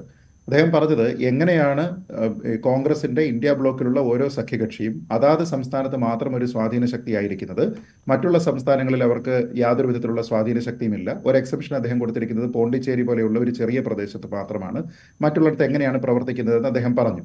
അപ്പോൾ അങ്ങനെയുള്ള സ്ഥലങ്ങളിൽ ഈ കക്ഷികളോട് പരമാവധി വിട്ടുവീഴ്ച ചെയ്യാനായിട്ട് കോൺഗ്രസ് തയ്യാറാകുമെന്നും ഇനി കോൺഗ്രസിന് സ്വാധീന ശക്തിയുള്ള ഹിന്ദി ബെൽറ്റിൽ ഈ കക്ഷികളെല്ലാം തന്നെ ഇവിടെ വോട്ട് ചെയ്യണമെന്നുമാണ് അദ്ദേഹം പറയുന്നത്. ഞാൻ ചോദിക്കുന്നത്, ആദ്യം അദ്ദേഹം തന്നെ പറഞ്ഞു ഈ പാർട്ടികൾക്കെല്ലാം അതാത് സംസ്ഥാനത്ത് മാത്രമേ അവരുടെ ശക്തിയുള്ളൂ. പിന്നെ ഏത് പാർട്ടി തമിഴ്നാട്ടിലുള്ള ഞാൻ ചോദിക്കുന്നത് ഹിന്ദി ബെൽറ്റിൽ അല്ല ശ്രീ സേനാപതി വേണു, ഞാൻ ചോദിക്കുന്നത് ഹിന്ദി ബെൽറ്റ് നമ്മൾ എടുക്കൂ. ഹിന്ദി ബെൽറ്റിൽ DMKയുടെ സ്വാധീന ശക്തി എത്രയാണ്? ഇപ്പോൾ DMKക്ക് എല്ലാ സീറ്റുകളും തമിഴ്നാട്ടിൽ കോൺഗ്രസ് വിട്ടുകൊടുക്കുന്നു. TMCക്ക് എല്ലാ സീറ്റുകളും അവർ വേണ്ട എന്ന് പറയുന്നെങ്കിൽ പോലും കോൺഗ്രസ് മത്സരിക്കുന്നില്ല എന്ന് കരുതിക്കൊള്ളൂ. മാക്സിമം മമതാ ബാനർജി ജയിച്ചോട്ടെ എന്ന് പറയുന്നു. മമതാ ബാനർജിക്ക് ബീഹാറിൽ എന്താണ് സ്വാധീന ശക്തി? UP എന്താണ് സ്വാധീന ശക്തി? ഇതിൽ ഈ പറയുന്ന ഏത് കക്ഷിക്കാണ് സ്വാധീന ശക്തി? അതില്ലെന്ന് താങ്കൾ തന്നെ പറഞ്ഞു. അപ്പോൾ ഞാൻ പറഞ്ഞാൽ ഇത് നഷ്ടമാകുന്നത് ആർക്കാണ്? കോൺഗ്രസിനാണ്. കാരണം കോൺഗ്രസ് മറ്റുള്ള സ്ഥലങ്ങളിൽ ഇവരെയെല്ലാം തന്നെ സപ്പോർട്ട് ചെയ്യുകയും നേരെ മറിച്ച് ഇവരുടെ അടുത്ത് നിന്ന് ഇങ്ങോട്ട് പ്രതീക്ഷിക്കാനായിട്ട് ഹിന്ദി ബെൽറ്റിൽ ഒന്നുമില്ലാതിരിക്കുകയും ചെയ്യുന്ന സാഹചര്യമാണ്. അപ്പോൾ അതുകൊണ്ട് തന്നെയാണ് ഈ പ്രാദേശിക കക്ഷികളെല്ലാം ഞങ്ങളുടെ സംസ്ഥാനങ്ങളിൽ സീറ്റ് ഷെയറിങ്ങിന് പറ്റില്ല. അപ്പോൾ മമതാ ബാനർജി പറയുന്നത് ആം ആദ്മി പാർട്ടിയും പറയുന്നതിന്റെ കാരണം എന്താ? ഇപ്പോൾ UP പോയതിനു ശേഷം ആം ആദ്മി പാർട്ടിക്ക് എത്ര സീറ്റ് കിട്ടും? ബീഹാറിൽ എത്ര സീറ്റ് കിട്ടും? നമുക്കറിയാം. നേരെ മറിച്ച് പഞ്ചാബിലോ ഈ പറഞ്ഞതുപോലെ ഒരു അധിക സാധ്യത ഉണ്ടെങ്കിൽ ഡൽഹിയിലോ അവരുടെ പ്രോസ്പെക്ട്സ് വലുതാണ്. അപ്പോൾ കിട്ടാവുന്ന ഒരു കാര്യത്തിനെ കോൺഗ്രസിന് വേണ്ടിയിട്ട് നഷ്ടപ്പെടുത്തി സ്വയം ചെയ്ത് കോൺഗ്രസിന് വളമാകാൻ ഈ ഒരു രാഷ്ട്രീയ പാർട്ടിയും ശ്രമിക്കുമെന്ന് തോന്നുന്നില്ല. കോൺഗ്രസിന്റെ ഏറ്റവും വലിയ വൈരുദ്ധ്യവും ഏറ്റവും വലിയ ദൗർബല്യവും ഇത് തന്നെയാണ്. ശരി, ഞാൻ ചർച്ച അവസാനിപ്പിക്കുകയാണ്. നന്ദി ശ്രീ പണിക്കർ, ശ്രീ സേനാപതി വേണു, ഡോക്ടർ G ഗോപകുമാർ, ശ്രീ ഷൈബു മഠത്തിൽ. ഇന്നത്തെ പ്രൈം ഡിബേറ്റിലെ ചോദ്യം ഇതായിരുന്നു: ഇന്ത്യ മുന്നണിയെ ഇനി കൂട്ടിയിണക്കാൻ പറ്റുമോ? കൂട്ടിയിണക്കാൻ പറ്റുമെന്ന് 33% പ്രേക്ഷകർ, പറ്റില്ല എന്ന് 64%, നിഷ്പക്ഷം 3%. പ്രൈം ഡിബേറ്റ് അവസാനിക്കുന്നു. നന്ദി, നമസ്കാരം.